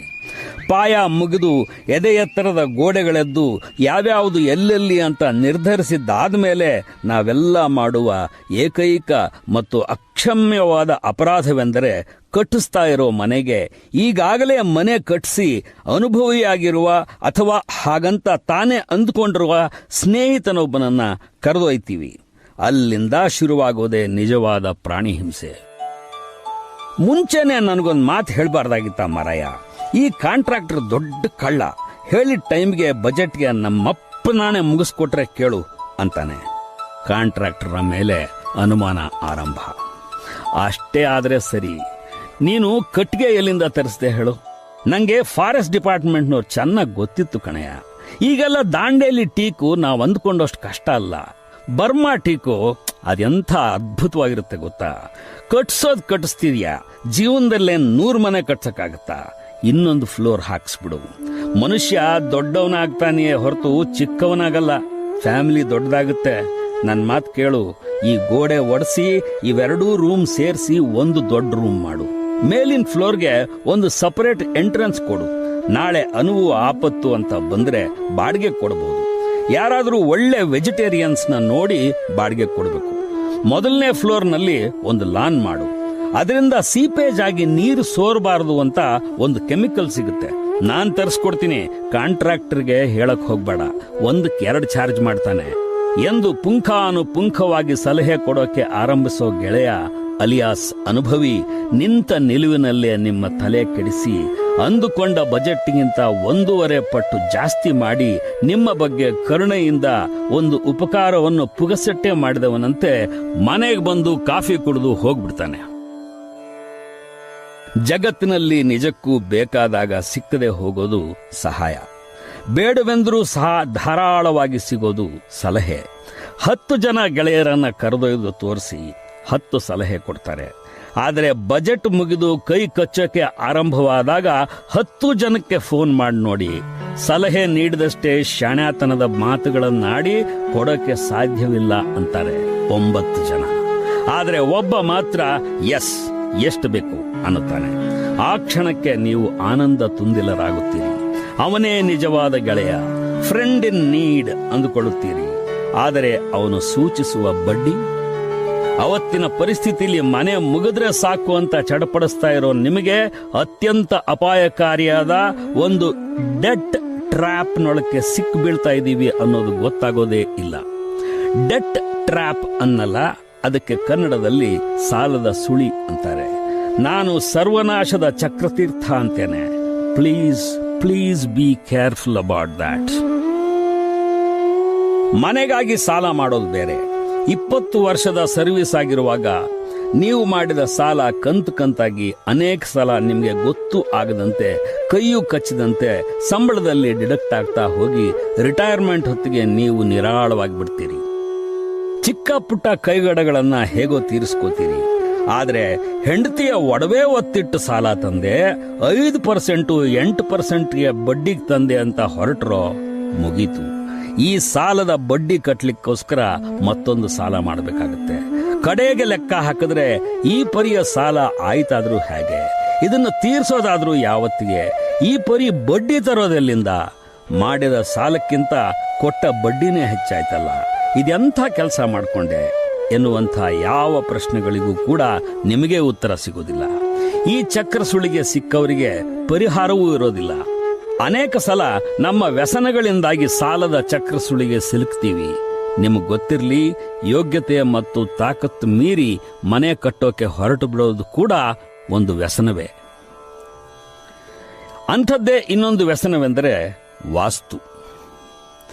ಯಾವ ಮನುಷ್ಯ ತನ್ನ ವಸ್ತುವಿನ ಬಗ್ಗೆ ವಿಶ್ವಾಸ ಕಳ್ಕೋತಾನೋ ಅವನು ವಾಸ್ತು ಜ್ಯೋತಿಷ್ಯದಂತಹ ತಿರುಗಣಿಗಳಿಗೆ ಸಿಲುಕ್ತಾನೆ. ನಿಮಗೆ ಭಗವಂತನಲ್ಲಿ ವಿಶ್ವಾಸ ಇದೆಯಾ? ಒಳ್ಳೆ ಮನಸ್ಸಿನಿಂದ ಮನೆ ಕಟ್ಟಿ. ಅನುಕೂಲ, ಅಳತೆ, ಗಾಳಿ, ಬೆಳಕು ಇತ್ಯಾದಿಗಳ ಬಗ್ಗೆ ಆರ್ಕಿಟೆಕ್ಟ್ ಜೊತೆಗೆ ಮಾತಾಡಿ.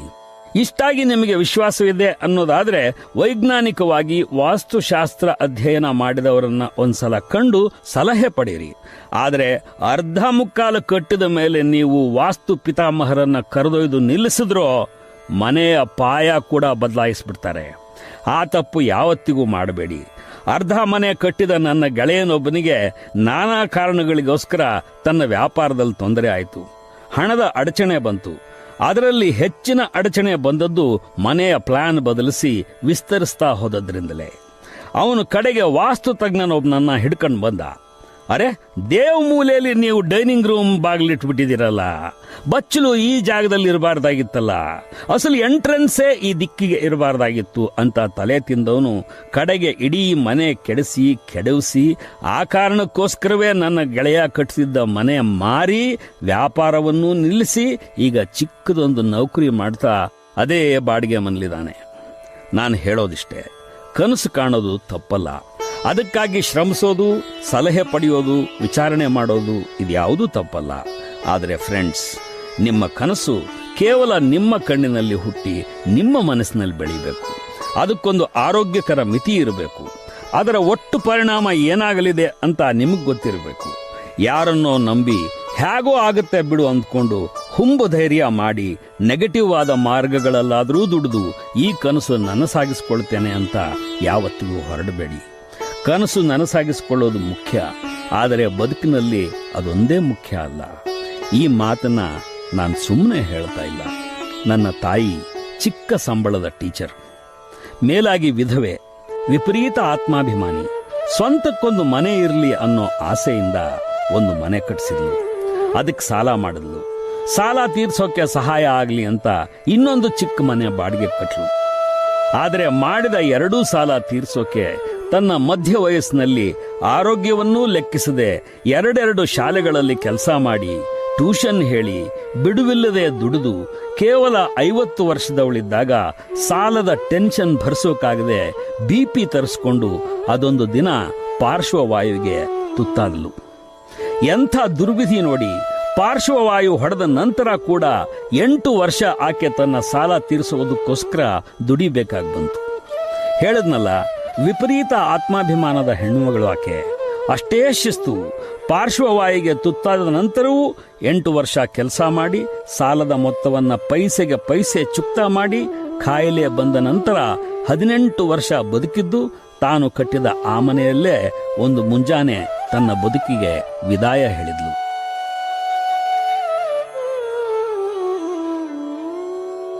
ನಾನಾಗಲೇ ಹೇಳಿದ್ನಲ್ಲ, debt trap, DEBT, debt trap ಅಥವಾ ಸಾಲದ ಚಕ್ರಸುಳಿ ಅಂತ. ಅದಕ್ಕೆ ಸಿಕ್ಕೊಂಡಿದ್ಲು ನನ್ನ ತಾಯಿ. ಇವತ್ತು ಆಕೆ ಕೇವಲ 250 ರೂಪಾಯಿಗಳಿಗೆ ಕೊಂಡ್ಕೊಂಡ ವಿಶಾಲವಾದ ಸೈಟು ಬಳ್ಳಾರಿಯಲ್ಲಿದೆ. ಬೆಂಗಳೂರಿನಲ್ಲಿ ನನಗೆ, ನನ್ನ ಮಕ್ಕಳಿಗೆ ಶಾಲೆಗಳಿವೆ, ಬಂಗಲೆಗಳಿವೆ. ಸುಮಾರು 100 ಕೋಟಿ ರೂಪಾಯಿಗೆ ಬಾಳುವಂತಹ ಕಟ್ಟಡಗಳು ಪ್ರಾರ್ಥನಾ ಸ್ಕೂಲ್ಗಿವೆ. ಆದರೆ ಅವುಗಳನ್ನು ನೋಡಕ್ಕೆ ಅಮ್ಮನೇ ಇಲ್ಲ. ಆಕೆಯ ಒಂದು ಕನಸು ಆಕೆಯನ್ನೇ ಕಸಿದೊಯ್ದು ಬಿಡ್ತು. ಹಾಗಾಗಬಾರ್ದಲ್ಲ. ವೆಲ್, ಮೊದಲೇ ಹೇಳಿದಂತೆ ನಾನು ಮನೆಗಳ ವಿಷಯದಲ್ಲಿ ತುಂಬಾ ಡ್ರೀಮಿ ಅಲ್ಲ. ಒಬ್ಬ ಬಡ ವಿಧವೆಯ ಸ್ಕೂಲ್ ಟೀಚರ್ಗಳ ಆವರೇಜ್ ಬುದ್ಧಿವಂತಿಕೆಯ ವಿದ್ಯಾರ್ಥಿಯಾಗಿ ಸರಿಯಾದ ಯಜಮಾನ್ಯವಿಲ್ಲದೆ ಬದುಕಿಗೊಂದು ಫ್ರೇಮ್ ಅಂತಲೇ ಇಲ್ಲದೆ ಬೆಳೆದವನು ನಾನು. 36ನೇ ವಯಸ್ಸಿನ ತನಕ ನಾನು ಮಾಡಿದ ಹೋರಾಟ ಕೇವಲ ನನ್ನ ಅಸ್ತಿತ್ವಕ್ಕಾಗಿ, ಬದುಕೋದಕ್ಕಾಗಿ, ಎಕ್ಸಿಸ್ಟೆನ್ಸ್ಗಾಗಿ ಆದಂತಹದಾಗಿತ್ತು. ನಾನಿದ್ದಂಥ ಮನೆಗಳನ್ನು ನೆನೆಸ್ಕೊಂಡ್ರೆ ನಿಜಕ್ಕೂ ಅಂಥ ಕುಹರಗಳಲ್ಲಿ, ಹಂದಿಗೂಡುಗಳಲ್ಲಿ, ನೆಲಮಾಳಿಗೆಗಳಲ್ಲಿ, ಕತ್ತಲ ಗವಿಗಳಲ್ಲಿ ಇದ್ದದ್ದು ಹೌದಾ ಅಂತ ಆಶ್ಚರ್ಯ ಆಗುತ್ತೆ. ನೆಂಟರಿಷ್ಟರ ಮನೆಗೆ ಹೋದರೆ ಅವಮಾನಗಳಾಗ್ತವೆ ಅನ್ನೋ ಕಾರಣಕ್ಕೆ ಬಸ್ ಸ್ಟ್ಯಾಂಡ್ನಲ್ಲಿ ಬಹಳ ದಿವಸ ಮಲ್ಕೊಂಡವನು ನಾನು. ಗೆಳೆಯರ ಮನೆಯಲ್ಲಿ ಸುಮ್ಮನೆ ಉಂಡ್ಕೊಂಡಿರೋದು ತಪ್ಪು ಅನ್ನೋ ಕಾರಣಕ್ಕೆ ಅವರ ಮನೆಗಳಲ್ಲಿ ಅಡಿಗೆ ಮಾಡ್ಕೊಂಡಿದ್ದವನು ನಾನು. ಬೇರೆ ಯಾವುದಕ್ಕಿಂತಲೂ ಹೆಚ್ಚಾಗಿ ಕೆಲಸಕ್ಕೆ ಪ್ರಾಮುಖ್ಯತೆ ಕೊಡೋನಾದ್ರಿಂದ ಮನೆಗಿಂತ ಹೆಚ್ಚು ಆಫೀಸ್ನಲ್ಲೇ ಉಳ್ಕೊಂಡವನು ನಾನು. ಇವತ್ತಿಗೂ ನನ್ನ ಮನೆಯಲ್ಲಿ ನನ್ನ ರೂಮು ಅಂತ ಪ್ರತ್ಯೇಕವಾದೊಂದು ರೂಮ್ ಇಲ್ಲ. ಆಫೀಸ್ನಲ್ಲಿ ಅತ್ಯಂತ ಸುಸಜ್ಜಿತವಾದ ಬಾತ್ರೂಮ್ನಿಂದ ಹಿಡಿದು ಎಲ್ಲಾನೂ ಇವೆ. ಏಕೆ ಅಂದ್ರೆ ಬದುಕಿನ ನನ್ನ ಪ್ರತಿ ಕನಸು ಹುಟ್ಟಿ ಸಾಕಾರಗೊಳ್ಳುವುದೇ ನನ್ನ ಆಫೀಸ್ನಲ್ಲಿ. I love it. ಆದರೆ ಬದುಕಿನಲ್ಲಿ ಉಳಿದದ್ದೇನೇ ಇರಲಿ, ಕೊನೆಗಾಲಕ್ಕೆ ಯಾರ ಹಂಗೂ ಇರದಂತೆ ನಮ್ಮದು ಅಂತ ಅನ್ನಿಸ್ಕೊಂಡ ಒಂದು ಸ್ವಂತ ಮನೆ ಇರಬೇಕು ಅನ್ನೋದು ಪ್ರತಿ ಮನುಷ್ಯನ ಕನಸು. ಇಷ್ಟೆಲ್ಲ ಕಷ್ಟಪಟ್ಟು ಕಟ್ಟಿದ ಮನೆಯಲ್ಲಿ ನಾವೆಷ್ಟು ಮಹಾವರ್ಷ ಇರ್ತೀವಿ, ಯಾರಿಗೆ ಬಿಟ್ಟು ಹೋಗ್ತೀವಿ? ಇಷ್ಟೆಲ್ಲ ಕಷ್ಟಪಟ್ಟು ಬದುಕಿನ 1.5-2 ವರ್ಷಗಳನ್ನಂತೂ ಕರಾರುವಾಕ್ಕಾಗಿ ಕಳ್ಕೊಂಡು ಮುಂದಿನ 10-20 ವರ್ಷ ಸಾಲ ತೀರಿಸೋದಕ್ಕೋಸ್ಕರ ಒಂದು ಮನೆ ಯಾಕೆ ಕಟ್ಟಬೇಕು ಅನ್ನುವಂಥ ಒಂದು ಫಿಲಾಸಾಫಿಕಲ್ ಪ್ರಶ್ನೆ ಒಂದೊಂದ್ಸಲ ಹುಟ್ಟೋದು ಸಹಜ. ಅದಕ್ಕೆ ಅಂತಹುದೇ ಆದರೆ ತೀರಾ ಫಿಲಾಸಫಿಕಲ್ ಅಲ್ಲದ ಒಂದು ಉತ್ತರನೂ ಇದೆ. ಮೊದಲನೇದು, ಕೈಕಾಲು ಗಟ್ಟಿ ಇರೋ ಇವತ್ತಿನ ದಿನಮಾನದಲ್ಲಿ ಹೇಗೋ ನಡೆದು ಹೋಗುತ್ತೆ. ಆದರೆ ವಯಸ್ಸಾದ ಮೇಲೆ ನಾವು ಎಲ್ಲಿರಬೇಕು? ಮಕ್ಕಳು ತಮ್ಮ ಮನೆ ಕಟ್ಕೋತಾರೆ, ಹೆಣ್ಣು ಮಕ್ಕಳಿಗೆ ಗಂಡನ ಮನೆ ಸಿಗುತ್ತೆ. ಆದರೆ ನಾವಿದೀವಲ್ಲ ಗಂಡ ಹೆಂಡತಿ, ನಮಗೆ ಇರೋಕೊಂದು ಮನೆ ಬೇಡವೆ ನಮ್ಮದು ಅಂತ? ಕಾಡಲ್ಲಿ ಹುಲಿ ಸಿಂಹಗಳು ಕೂಡ ತಮ್ಮವು ಅಂತ ಒಂದು ಟೆರಿಟರಿ ರೂಪಿಸಿಕೊಳ್ತವೆ. ಹಕ್ಕಿ ಗೂಡು ಕಟ್ಕೋತದೆ. ಪ್ರವಾಹದಲ್ಲಿ ಮೀನು ಕೂಡ ತನ್ನದೊಂದು ಸ್ಥಿರವಾದ ನೆಲೆ ಅಂತ ಕಂಡುಕೊಂಡಿರ್ತದೆ. Why not me and you? 2 ಕೋಟಿ ರೂಪಾಯಿ ಖರ್ಚು ಸಾಲ ಮಾಡಿ ಮನೆ ಕಟ್ಟಿ ಅದನ್ನು ಬಾಡಿಗೆ ಕೊಟ್ಟು ಆ ಮೂಲಕ ಸಾಲ ತೀರ್ಲಿ ಅಂತ ನಿರ್ಧರಿಸಿ ಅದೇ ಹಳೆ ಬಾಡಿಗೆ ಮನೆಯಲ್ಲಿ ಇದ್ಕೊಂಡು ಎಲ್ಲಾ ರೂಮುಗಳ ದೀಪ ಉರಿಸಿದ್ರೆ ಕರೆಂಟ್ ಬಿಲ್ ಹೆಚ್ಚಾಗುತ್ತೆ ಅಂತ ಹೆದರಿ ಎಲ್ಲಾ ದೀಪ ಆರಿಸಿ ವರಾಂಡಾದ ಮಂಕು ಬೆಳಕಿನಲ್ಲಿ ಕೂತು ಅಮೆರಿಕದಲ್ಲಿರುವ ಮಗನ ಟೆಲಿಫೋನ್ ಬಂದಿತ್ತು ಅಂತ ಕಾಯ್ತಾ ಕೂಡೋ ದಂಪತಿಗಳು ನಾವಾಗಬೇಕಾ? No way. ಇದು ನಮ್ಮ ಸ್ವಂತ ಮನೆ, ನಮ್ಮ ಕನಸು. ಮಕ್ಕಳು ಬೆಳೆದು ಪ್ರಯೋಜಕರಾಗಿ ನೌಕರಿ ಸಿಕ್ಕು ಅವರ ಮದುವೆಗಳಾಗಿ ಮನೆಯಲ್ಲಿ ಮೊಮ್ಮಕ್ಕಳ ಅಳು ಕೇಕೆ ಮಾರ್ದನಿಸಿ ಇಲ್ಲಿ ಮಂಗಳವಾದ್ಯಗಳು ಮೊಳಗಿ ನೆಮ್ಮದಿಯ ನೆರಳು ರಾಜ್ಯವಾಳಬೇಕು. ಕನಸೆಂದರೆ ಅದು. ಅದಕ್ಕಾಗಿ ಮನೆ ಕಟ್ಟಬೇಕು. ಕನಸೆಂದರೆ ಅಷ್ಟೇ ಅಲ್ಲ, ನಾವು ಕಟ್ಟೋದು ಕೇವಲ ಹೌಸ್ ಅಲ್ಲ, ಅದು ನಿಜವಾದ ಅರ್ಥದಲ್ಲಿ ಹೋಮ್. ಹೋಮ್ಗೂ ಹೌಸ್ಗೂ ವ್ಯತ್ಯಾಸ ಇದೆ. ಹೌಸ್ ಅನ್ನೋದು ಕಲ್ಲು, ಇಟ್ಟಿಗೆ, ಮಾರ್ಬಲ್ಲು, ಹಿತ್ತಲುಗಳ ಮೊತ್ತ. ಹೋಮ್ ಅನ್ನೋದು ಬದುಕು. ಆದ್ದರಿಂದಲೇ ಸುದರ್ಶನ್ ಫಾಕೀರ್ ಎಂಬ ಕವಿ ದೂರಿಯಾ ಚಿತ್ರದಲ್ಲಿ ಒಂದು ಹಾಡು ಬರೆಯುತ್ತಾನೆ. ಅದಕ್ಕೆ ಜಯದೇವ್ ಸಂಗೀತ ಮಾಡ್ತಾರೆ. ತುಂಬಾ ಹೃದಯ ಸ್ಪರ್ಶಿಯಾದ ಹಾಡು. ನನ್ನ ಮನೆಯ ವಿಳಾಸವಿಷ್ಟೇ, ಈ ಮನೆ 4 ಕಡೆಯಿಂದ ಮುಕ್ತ. ನೀನು ಕದ ತಟ್ಟಬೇಕಿಲ್ಲ, ಇದೀರಾ ಅಂತ ಕೂಗಬೇಕಿಲ್ಲ. ಅಸಲು ಮನೆಗೆ ಬಾಗಿಲೇ ಇಲ್ಲ, ಇರುವ ಗೋಡೆಗಳೆಲ್ಲ ಅದೃಶ್ಯ, ಮೌನ. ನನ್ನ ಚಂದದ ಮನೆಗೊಂದು ಸೂರೂ ಇಲ್ಲ, ಬೆಳಕು ನಿಚ್ಚಳ, ತುಂಬಾ ಬಿಸಿಲು ಅನ್ನಿಸ್ತಾ. ಬದುಕೆ, ನಿನ್ನ ಸೆರಗಲ್ಲಿ ಕೊಂಚ ನೆರಳು ಕದ್ದುಕೊಂಡು ನಾನು ಬದುಕಬೇಕು ಬದುಕೆ. ನೋಡು, ನನ್ನ ಮನೆಯ ವಿಳಾಸ ಸ್ಪಷ್ಟವಿದೆ. ಮನೆ ಎದುರು ಪ್ರೀತಿ ಅಂತ ಬರೆದಿದೆ. ಜಸ್ಟ್ ಪ್ರೀತಿ. ನೀನು ಕದ ತಟ್ಟಲೇಬೇಕಿಲ್ಲ. ನೀನು ಬಂದೆ ಅನ್ನೋದು ನಿನ್ನ ಉಸಿರಾಟದ ಏರಿಳಿತಗಳಿಂದಲೇ ನಾನು ಗೊತ್ತು ಮಾಡ್ಕೊಂಡು ಬಿಡ್ತೀನಿ. ತುಯ್ದು ಬರುವ ಗಾಳಿಯ ಘಮ ನನಗೆ ಗುಟ್ಟು ಬಿಟ್ಟುಕೊಡುತ್ತೆ. ನಿನ್ನ ಸೃಷ್ಟಿಯ ಹೂವು ನಾನು. ನಿನ್ನ ಬೊಗಸೆಯಲ್ಲಿ ಈ ಮುಖ ಮುಚ್ಚಿಕೊಂಡು ಬದುಕು ಕಳೆಯಬೇಕು ಬದುಕೆ. ನನ್ನ ಬದುಕೆ, ನನ್ನ ಮನೆಗೆ ಬಾ. That's exactly the dream. ಮನೆ ಅಂದ್ರೆ ಅದು. ಮನೆ ಕಟ್ಟುವ ಕನಸು ಅಂದ್ರೆ ಅದು. ಮನೆ ಅಂದ್ರೆ ಹೌಸ್ ಕನ್ಸ್ಟ್ರಕ್ಟ್ ಮಾಡಿ ಸಾಲ ಸೋಲಕ್ಕೆ ಸಿಲುಕಿ ತೊಂದರೆಗೊಳಗಾದವರನ್ನ ನಾನು ಸಾಕಷ್ಟು ಸಲ ನೋಡಿದ್ದೀನಿ. ಆದರೆ ನೀನು ಬಂದೆ ಎಂಬುದನ್ನ ಕೇವಲ ನಿನ್ನ ಉಸಿರಾಟದ ಏರಿಳಿತದಿಂದ, ನಿನ್ನ ಮೈಯ ಘಮದಿಂದ ತಿಳಿದುಕೊಂಡು ಬಿಡಬಲ್ಲ ಮನೆಯೊಡತಿ ಮತ್ತು ಮನೆಯೊಡೆಯ ಕಟ್ಟಿದಂಥ ಹೋಮ್ನಿಂದಾಗಿ ಯಾರಾದರೂ ಪಡೆದಿದ್ದರೆ ಅದು ಸಂತೋಷ ಒಂದೇ, ಶಾಂತಿ ಒಂದೇ, ನೆಮ್ಮದಿ ಒಂದೇ. ಆ ತರಹದ ಹೋಮ್ ಯಾರನ್ನೂ ಸಂಕಷ್ಟಕ್ಕೆ ಸಿಲುಕಿಸಿಲ್ಲ. ಈ ಧ್ವನಿ ಮುದ್ರಿಕೆಯನ್ನ ನೀವು ಮನೆಯವರೆಲ್ಲ ಕೇಳ್ತಾ ಇದ್ದೀರಾದ್ರೆ ನಿಮ್ಮಲ್ಲಿ ನಾನು ವಿನಂತಿಸೋದಿಷ್ಟೇ, ಹೌಸ್ ಕನ್ಸ್ಟ್ರಕ್ಟ್ ಮಾಡುವ ಕನಸಿನ ಜೊತೆಯಲ್ಲೇ ಒಂದು ಹೋಮ್ ಬಿಲ್ಡ್ ಮಾಡುವಂಥ ಆರೋಗ್ಯಕರವಾದ ಕನಸನ್ನೂ ಕಾಣಿ. ಈಗಿನಿಂದಲೇ, ಈ ಕ್ಷಣದಿಂದಲೇ.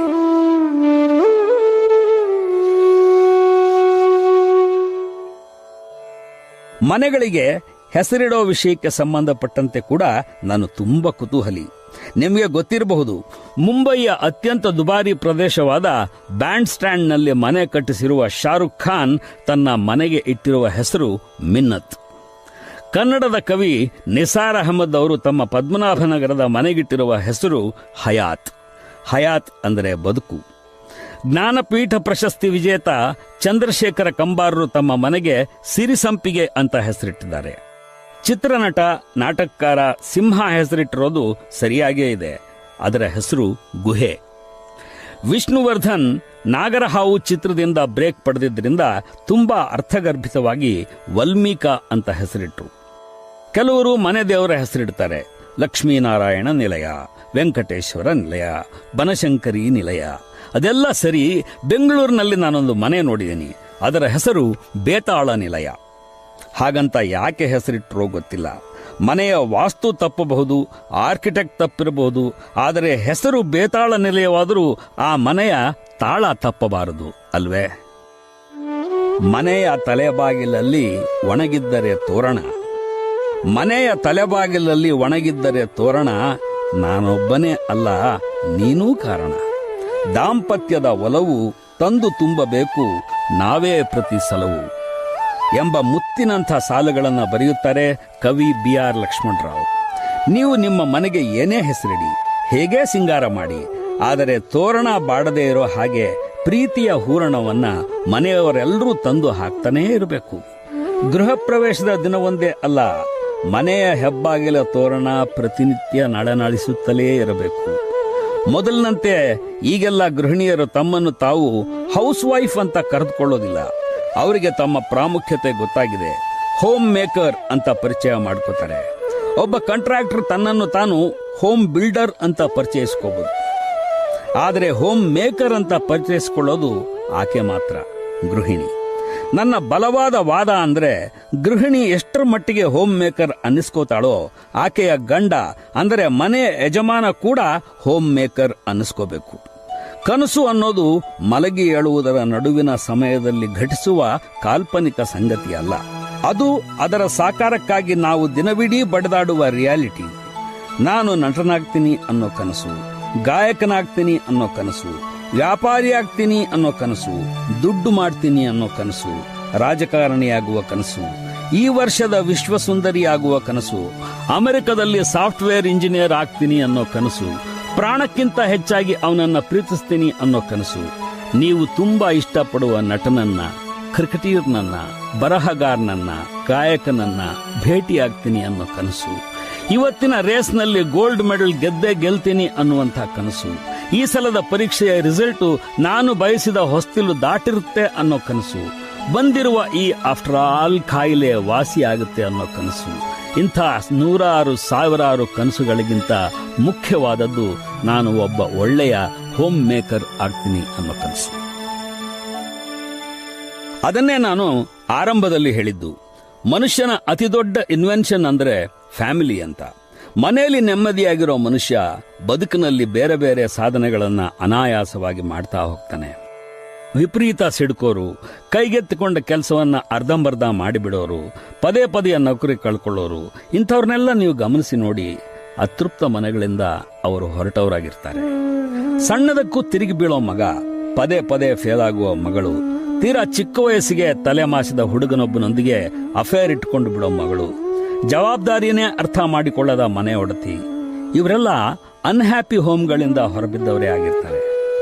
ಒಂದು ನೆಮ್ಮದಿಯಾದ ಕುಟುಂಬದೊಳಕ್ಕೆ ಈ ಅನ್ಹ್ಯಾಪಿನೆಸ್ ಯಾವಾಗ ಬಂದು ಸೇರಿಕೊಂಡು ಬಿಡುತ್ತೆ ಅಂತ ಹೇಳೋದು ಕಷ್ಟ. ಈಗಷ್ಟೇ ವಯಸ್ಸಿಗೆ ಬರ್ತಿರೋ ಮಗಳಿಗೆ ಒಂದು ಮೊಬೈಲ್ ಕೊಡಿಸಿದ್ರ ಅವಳ ಭವಿಷ್ಯ ಹಾಳಾಯಿತು ಅಂತಲೇ ಅರ್ಥ. ಹಾಗೇನೆ ಓದೋ ಮಗನಿಗೆ ಬೈಕ್ ಕೊಡಿಸೋದು. Please don't do it. ನಾವೆಲ್ಲ ಫೋನ್ಗಳೇ ಇಲ್ಲದ ಕಾಲದಲ್ಲಿ ಬದುಕಿ ಬೆಳೆದವರು. ಈಗಲೂ ಅದು ಸಾಧ್ಯ. ಇಷ್ಟು ಮೀರಿ ಮನೆಗೊಂದು ಫೋನ್ ಬೇಕು ಅನ್ನಿಸ್ತಾ ಒಂದು ಲ್ಯಾಂಡ್ ಫೋನ್ ತಂದು ಮನೆಯ ಮಧ್ಯದ ಹಾಲ್ನಲ್ಲಿ, ಲಿವಿಂಗ್ ರೂಮ್ನಲ್ಲಿ ಇಟ್ಕೊಳ್ಳಿ. ಯಾರಿಗೆ ಫೋನ್ ಬಂದರೂ ಅವರು ಉಳಿದೆಲ್ಲರಿಗೂ ಕೇಳಿಸೋ ಹಾಗೆ ಮಾತಾಡ್ಲಿ. ಅದು ನಿಜಕ್ಕೂ ಒಳ್ಳೆಯ ಅಭ್ಯಾಸ. ಕಡೆಯ ಪಕ್ಷ ದಿನದಲ್ಲಿ ಒಂದು ಊಟವನ್ನ ಮನೆಯಲ್ಲಿ ಎಲ್ಲರೂ ಜೊತೆ ಕೂತ್ಕೊಂಡು ಮಾಡಬೇಕು ಅನ್ನೋ ನಿಯಮ ಮಾಡ್ಕೊಳ್ಳಿ.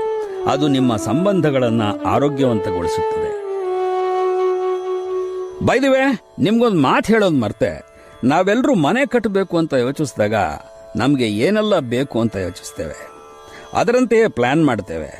ಗಂಡ ಹೆಂಡತಿಗೆ ಒಂದು ಮಾಸ್ಟರ್ ಬೆಡ್ರೂಮ್, ಮಗನಿಗೊಂದು ಮಗಳಿಗೊಂದು ಪ್ರತ್ಯೇಕ ಕೋಣೆ, ಬಂದ ಅತಿಥಿಗಳಿಗೆ ಒಂದು ಗೆಸ್ಟ್ ರೂಮ್, ನಿತ್ಯದ ಉಪಯೋಗಕ್ಕೆ ಬಾರದ ವಸ್ತುಗಳನ್ನು ಇಡೋದಕ್ಕೆ ಒಂದು ಲಂಬರ್ ರೂಮ್, ಕಿಚನ್, ಬಾತ್ರೂಮ್, ಸಾಕಿದ್ದೇ ಆದರೆ ನಾಯಿಗೂ ಒಂದು ಗೂಡು, ಕೊಂಚ ದುಡ್ಡಿದ್ದವರಾದರೆ ಸರ್ವೆಂಟ್ ಕ್ವಾರ್ಟರ್ಸ್, ಹೀಗೆ ಎಲ್ಲ ಇರ್ತವೆ.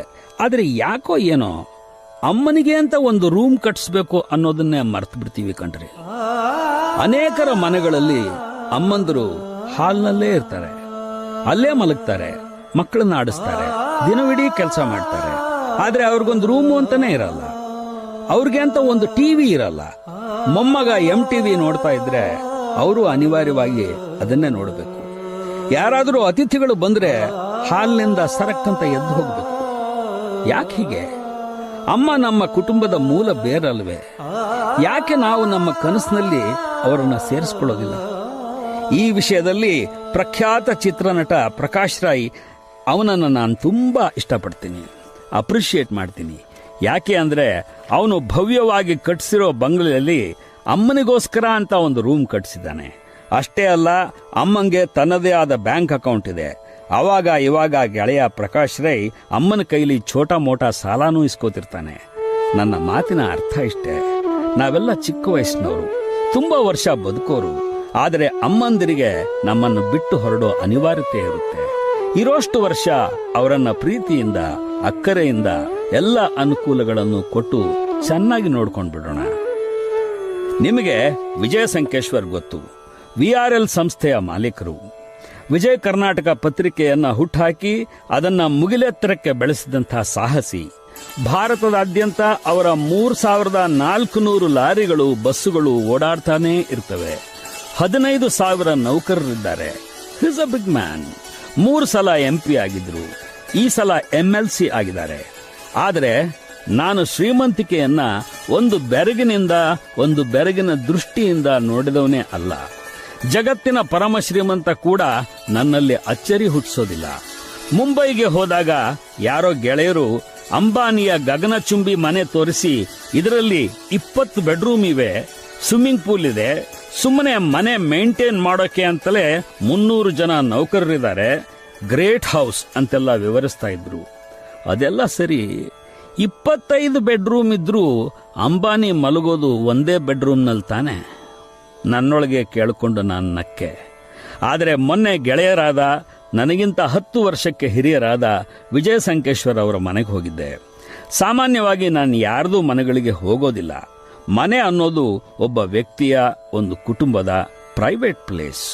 ಅವರು ತಮಗೆ ಹೇಗೆ ಬೇಕೋ ಹಾಗಿರ್ತಾರೆ. ಸ್ವತಂತ್ರವಾಗಿ ಬದುಕೋಕೆ ನಿರ್ಮಿಸಿಕೊಂಡಂಥ ಒಂದು ಖಾಸಗಿ ಗೂಡು ಕಟ್ಕೊಂಡಿರ್ತಾರೆ. ನಾವು ದಗ್ಗಂತ ಹೋಗಿ ಕೂತ್ಕೊಂಡ್ಬಿಡಬಾರ್ದು. ಭೇಟಿ ಆಗೋದಕ್ಕೆ ಆಫೀಸು, ಪಾರ್ಕು, ಹೋಟೆಲು ಇದ್ದೇ ಇರ್ತವೆ. ಹಾಸಿಗೆಗೂ ಅಷ್ಟೇ. ಚಿಕ್ಕಂದಿನಿಂದ ನನ್ನ ತಾಯಿ ನನಗೆ ಕಲಿಸಿದ ಅಭ್ಯಾಸ ಅಂದರೆ, ಯಾವ ಕಾರಣಕ್ಕೂ ಬೇರೆಯವರ, ಅದರಲ್ಲೂ ದಂಪತಿಗಳು ಬಳಸೋ ಹಾಸಿಗೆ ಮೇಲೆ ಕೂತ್ಕೋಬಾರ್ದು. ಅದನ್ನು ನಾನು ಇವತ್ತಿಗೂ ಪಾಲಿಸ್ತಾ ಬಂದಿದ್ದೀನಿ. They are all small little things of life. ಆದರೆ ಸಂಕೇಶ್ವರರು ಮೊನ್ನೆ ಬೇರೆಯದೇ ಕಾರಣಕ್ಕೆ ತಮ್ಮ ಮನೆಗೆ ಆಮಂತ್ರಿಸಿದ್ರು. ಅವರ ಮನೆ ಬಗ್ಗೆ ಮಾತಾಡೋಕೆ ಕೂತ್ಕೊಂಡ್ರೆ ಅದೇ ಒಂದು ಅಧ್ಯಾಯವಾದಿತ್ತು. 3/4 ಎಕರೆಯಲ್ಲಿ ಅವರು ಕಟ್ಟಿರೋ ಮನೆಯನ್ನ ಪೂರ್ತಿಯಾಗಿ ನೋಡೋಕೆ ಕಡೆಯ ಪಕ್ಷ 3/4 ದಿನ ಬೇಕಾದಿತ್ತು. ಅದಲ್ಲ ನನ್ನನ್ನು ಅಟ್ರಾಕ್ಟ್ ಮಾಡಿದ್ದು. ಅವರ ಮನೆಯ ಪ್ರತಿ ಕೋಣೆಗೂ 2 ಕಿಟಕಿಗಳಿವೆ. ಅದರ ಉದ್ದೇಶ ಕ್ರಾಸ್ ವೆಂಟಿಲೇಷನ್. ಇದು ಪ್ರತಿಯೊಬ್ಬರೂ ಗಮನಿಸಬೇಕಾದ, ಅಳವಡಿಸಿಕೊಳ್ಳಬೇಕಾದ ನಿಯಮ ಅಂತ ನಾನು ಭಾವಿಸ್ತೀನಿ. 2 ಕಿಟಕಿ ಇಡೋಕೆ ಅವಕಾಶ ಇರದ ಕಡೆಗೆ ಒಂದು ಚಿಕ್ಕ ಕಿಂಡಿಯನ್ನಾದರೂ ಇಡಿ. ಒಂದು ಕಿಂಡಿಯಿಂದ ಇನ್ನೊಂದು ಕಡೆಗೆ, ಒಂದು ಕಿಟಕಿಯಿಂದ ಇನ್ನೊಂದು ಕಡೆಗೆ ಗಾಳಿ ಬೆಳಕು ಹರಿದಾಡ್ತಾನೆ ಇರಬೇಕು. ಅದು ನಿಜಕ್ಕೂ ನಮ್ಮನ್ನ ಆರೋಗ್ಯವಾಗಿಡ್ತದೆ. ಅವರ ಮನೆಯಲ್ಲಿ ನಾನು ಗಮನಿಸಿದ ಇನ್ನೊಂದು ಇಂಟ್ರೆಸ್ಟಿಂಗ್ ವಿಷಯ ಅಂದ್ರೆ ಬಾತ್ರೂಮ್ ಅಥವಾ ಟಾಯ್ಲೆಟ್ಗೆ ಹೋಗೋರು ಒಳಗಿಂದ ಚಿಲಕ ಹಾಕೋತಾರಲ್ಲ, ಆ ಚಿಲಕದ ಪಕ್ಕದಲ್ಲಿ ಒಂದು ಕೈ ಸಲೀಸಾಗಿ ತೂರಬಹುದಾದಷ್ಟು ಚಿಕ್ಕ ಕಿಂಡಿ ಇಡಿ. ಅದಕ್ಕೆ ಈ ಕಡೆಯಿಂದ ನೋಡಿದ್ರೆ ಅಥವಾ ಆ ಕಡೆಯಿಂದ ನೋಡಿದ್ರೆ ಕಾಣಿಸದೇ ಇರುವಂತಹ ದಪ್ಪನೆಯ ನಾನ್ ಸೀಥ್ರೂ ಗ್ಲಾಸ್ ಹಾಕ್ಸಿ. ಇದ್ಯಾಕೆ ಹೀಗೆ ಹಾಕ್ಸಿದಿರಿ ಅಂತ ಕೇಳಿದಾಗ ಸಂಕೇಶ್ವರ್ ಅವರು ಕೊಟ್ಟ ಉತ್ತರ ತುಂಬಾ ಸರಿ ಅನ್ನಿಸ್ತು. ಎಷ್ಟೋ ಸಲ ಮಕ್ಕಳು ಒಳಗಡೆ ಹೋಗಿ ಚಿಲ್ಕ ಹಾಕೊಂಡ್ಬಿಡ್ತವೆ. ಅವರನ್ನ ಹೊರಕ್ಕೆ ತೆಗಿಬೇಕು ಅಂದ್ರೆ ಇಡೀ ಒಂದು ಬಾಗಿಲು ಒಡಿಬೇಕು. ಅದರ ಬದಲಿಗೆ ಈ ನಾನ್ ಸಿ ಥ್ರೂ ಗ್ಲಾಸ್ ಒಡೆದು ಬಿಟ್ರೆ ಒಳಕ್ಕೆ ಕೈ ಹಾಕಿ ಸುಲಭಕ್ಕೆ ಚಿಲ್ಕ ತೆಗೆದು ಅವರನ್ನ ಹೊರಕ್ಕೆ ಕರ್ಕೊಂಡು ಬರಬಹುದು. ಅಷ್ಟೇ ಅಲ್ಲ, ನಾನು ಯಾವಾಗಲೂ ಒಂದು ತಮಾಷೆ ಹೇಳ್ತಾ ಇರ್ತೀನಿ. ಮನೆ ಚಿಕ್ಕದಾದ್ರೂ ಪರವಾಗಿಲ್ಲ, ಬೆಡ್ರೂಮ್ ಚಿಕ್ಕದಾದ್ರೂ ಓಕೆ, ಸ್ನಾನದ ಮನೆ ಬಾತ್ರೂಮ್ ಸಾಕಷ್ಟು ವಿಶಾಲವಾಗಿರಬೇಕು. ನೂತನ ವಿವಾಹಿತರಿಗೆ ಅಥವಾ ಜೀವನಾಸಕ್ತಿ ಇರೋ ರಸಿಕ ದಂಪತಿಗಳಿಗೆ ಬಾತ್ರೂಮ್ ವಿಶಾಲವಾಗಿರೋದ್ರಿಂದ ಆಗೋ ಲಾಭವೇನು ಅಂತ ಗೊತ್ತಿರುತ್ತೆ. ಬೆಡ್ರೂಮ್ ಬೋರ್ ಆದ್ರೆ ಇರ್ಲಿ ಅಂತ ಒಂದು ಆಲ್ಟರ್ನೇಟಿವ್ ಕಣ್ರಿ ಬಾತ್ರೂಮು. ಹಾಗೇನೆ ಬಾತ್ರೂಮ್ನಲ್ಲಿ ಸಂಗೀತ ಇರಬೇಕು ಅನ್ನೋದು ನನ್ನದೊಂದು ಹುಚ್ಚು ಡ್ರೀಮ್ ಆಗಿತ್ತು.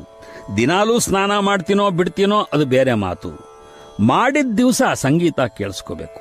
ಹಾಗೇನೆ ಕೆಲವರಿಗೆ ವಿಪರೀತವಾದ ಮಾರ್ಬಲ್ ಹುಚ್ಚಿರುತ್ತೆ.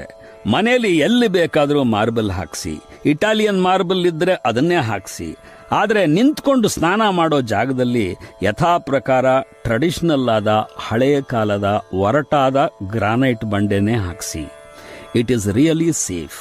ತುಂಬಾ ಜನ ವಯಸ್ಸಾದವರು, ಅದರಲ್ಲೂ ಕೊಂಚ ಸ್ಥೂಲಕಾಯದವರು ಹೆಚ್ಚಿನ ಸಲ ಅಪಾಯಕ್ಕೆ ಒಳಗಾಗೋದೇ ಜಾರುವ ನೆಲದ ಇಟಾಲಿಯನ್ ಮಾರ್ಬಲ್ ಇರುವಂಥ ಬಾತ್ರೂಮ್ಗಳಲ್ಲಿ. ಮನೆಯಲ್ಲಿ ಹಿರಿಯರಿದ್ದಾಗ ಈ ವಿಶೇಷವಾದ ಎಚ್ಚರಿಕೆ ವಹಿಸಲೇಬೇಕು. ನೆನಪಿರ್ಲಿ, ಇವತ್ತು ಹೃತಿಕ್ ರೋಷನ್ನು ದೀಪಿಕಾ ಪಡ್ಕೋಣೆ ಥರ ಇರೋ ನಾವು ನಾಳೆ ವಯಸ್ಸಾಗೋರೆ. ಆದರೆ ವಯಸ್ಸಾಗೋದು ಅಂತೀನಲ್ಲ, ಅದು ಒಂದೇ ಸಲಕ್ಕೆ ಆಗುವಂಥದ್ದಲ್ಲ.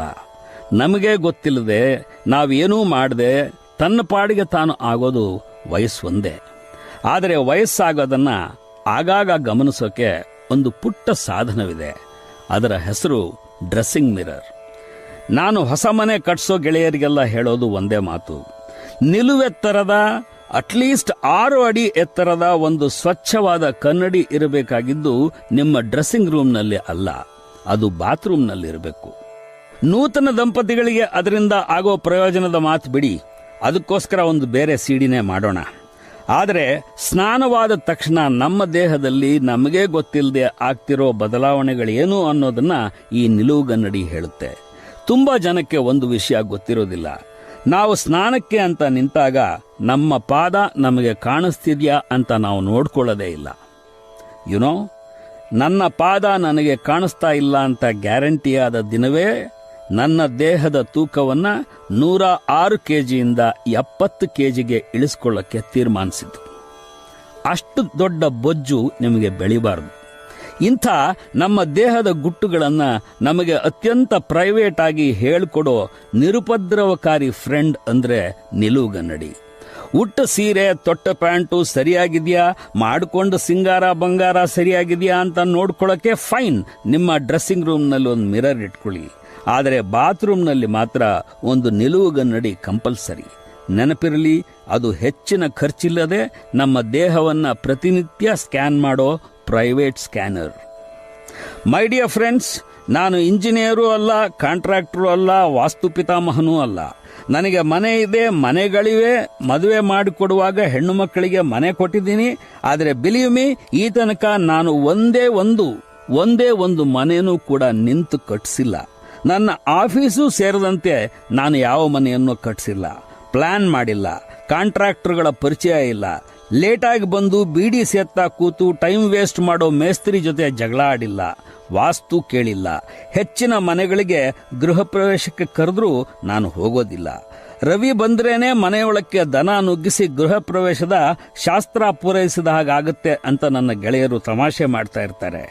ಆದರೂ ನಾನು ಒಂದು ಮನೆ ಹೇಗಿರಬೇಕು ಅನ್ನೋದನ್ನ ಕಲ್ಪಿಸಿಕೊಳ್ಳಬಲ್ಲೆ. ಅದರ ಬಗ್ಗೆ ನನ್ನದೇ ಆದಂಥ ಡ್ರೀಮ್ ಇಟ್ಕೊಂಡಿರೋ ಮನುಷ್ಯ ನಾನು, ಕನಸು ಕಟ್ಟಿಕೊಂಡಿರೋ ಮನುಷ್ಯ. ಕೆಲವು ಮನೆಗಳಿರ್ತವೆ, ಒಳಕ್ಕೆ ಹೋದ ಕೂಡಲೇ ಆಹ್ಲಾದ ಅನ್ಸುತ್ತೆ. ಮತ್ತೆ ಕೆಲವು ಮನೆಗಳಿರ್ತವೆ, ಅಲ್ಲಿ ಶ್ರೀಮಂತಿಕೆ ಎದ್ದು ಕಾಣುತ್ತೆ. ಕೆಲವಕ್ಕೆ ಢಾಳ ಬಣ್ಣ, ಮತ್ತೆ ಕೆಲವು ಸಾಫ್ಟ್ ಅಂಡ್ ಸಿರೀನ್. ಇನ್ನು ಕೆಲವು ಮನೆಗಳೊಳಗೆ ಹೋಗ್ತಾ ಇದ್ರೆ ಶಾಪಿಂಗ್ ಮಾಲ್ನೊಳಕ್ಕೆ ಹೋದ ಅನುಭವ ಆಗುತ್ತೆ. ಇದ್ರ ಬಗ್ಗೆ ಒಂದು ಜೋಕ್ ಇದೆ ಕೇಳಿ. ಒಂದ್ಸಲ ಒಬ್ಬ ಕಳ್ಳ ಬೆಂಗಳೂರಿನ ಒಬ್ಬ ನಟನ ಮನೆಯೊಳಕ್ಕೆ ರಾತ್ರಿ ನುಗ್ತಾನೆ. ಒಂದೊಂದೇ ಕೋಣೆಯೊಳಕ್ಕೆ ಹೋಗಿ ಏನೇನ್ ಕಾಣಿಸುತ್ತೋ ಅದನ್ನೆಲ್ಲ ಕದಿತಾನೆ. ಆದರೆ ಕೊನೆಯಲ್ಲಿ ಅವನಿಗೆ ಭಯಂಕರವಾದ ಸಮಸ್ಯೆ ಎದುರಾಗುತ್ತೆ. ಈ ಮನೆಯಿಂದ ಹೊರಕ್ಕೆ ಹೋಗೋದು ಹೇಗೆ?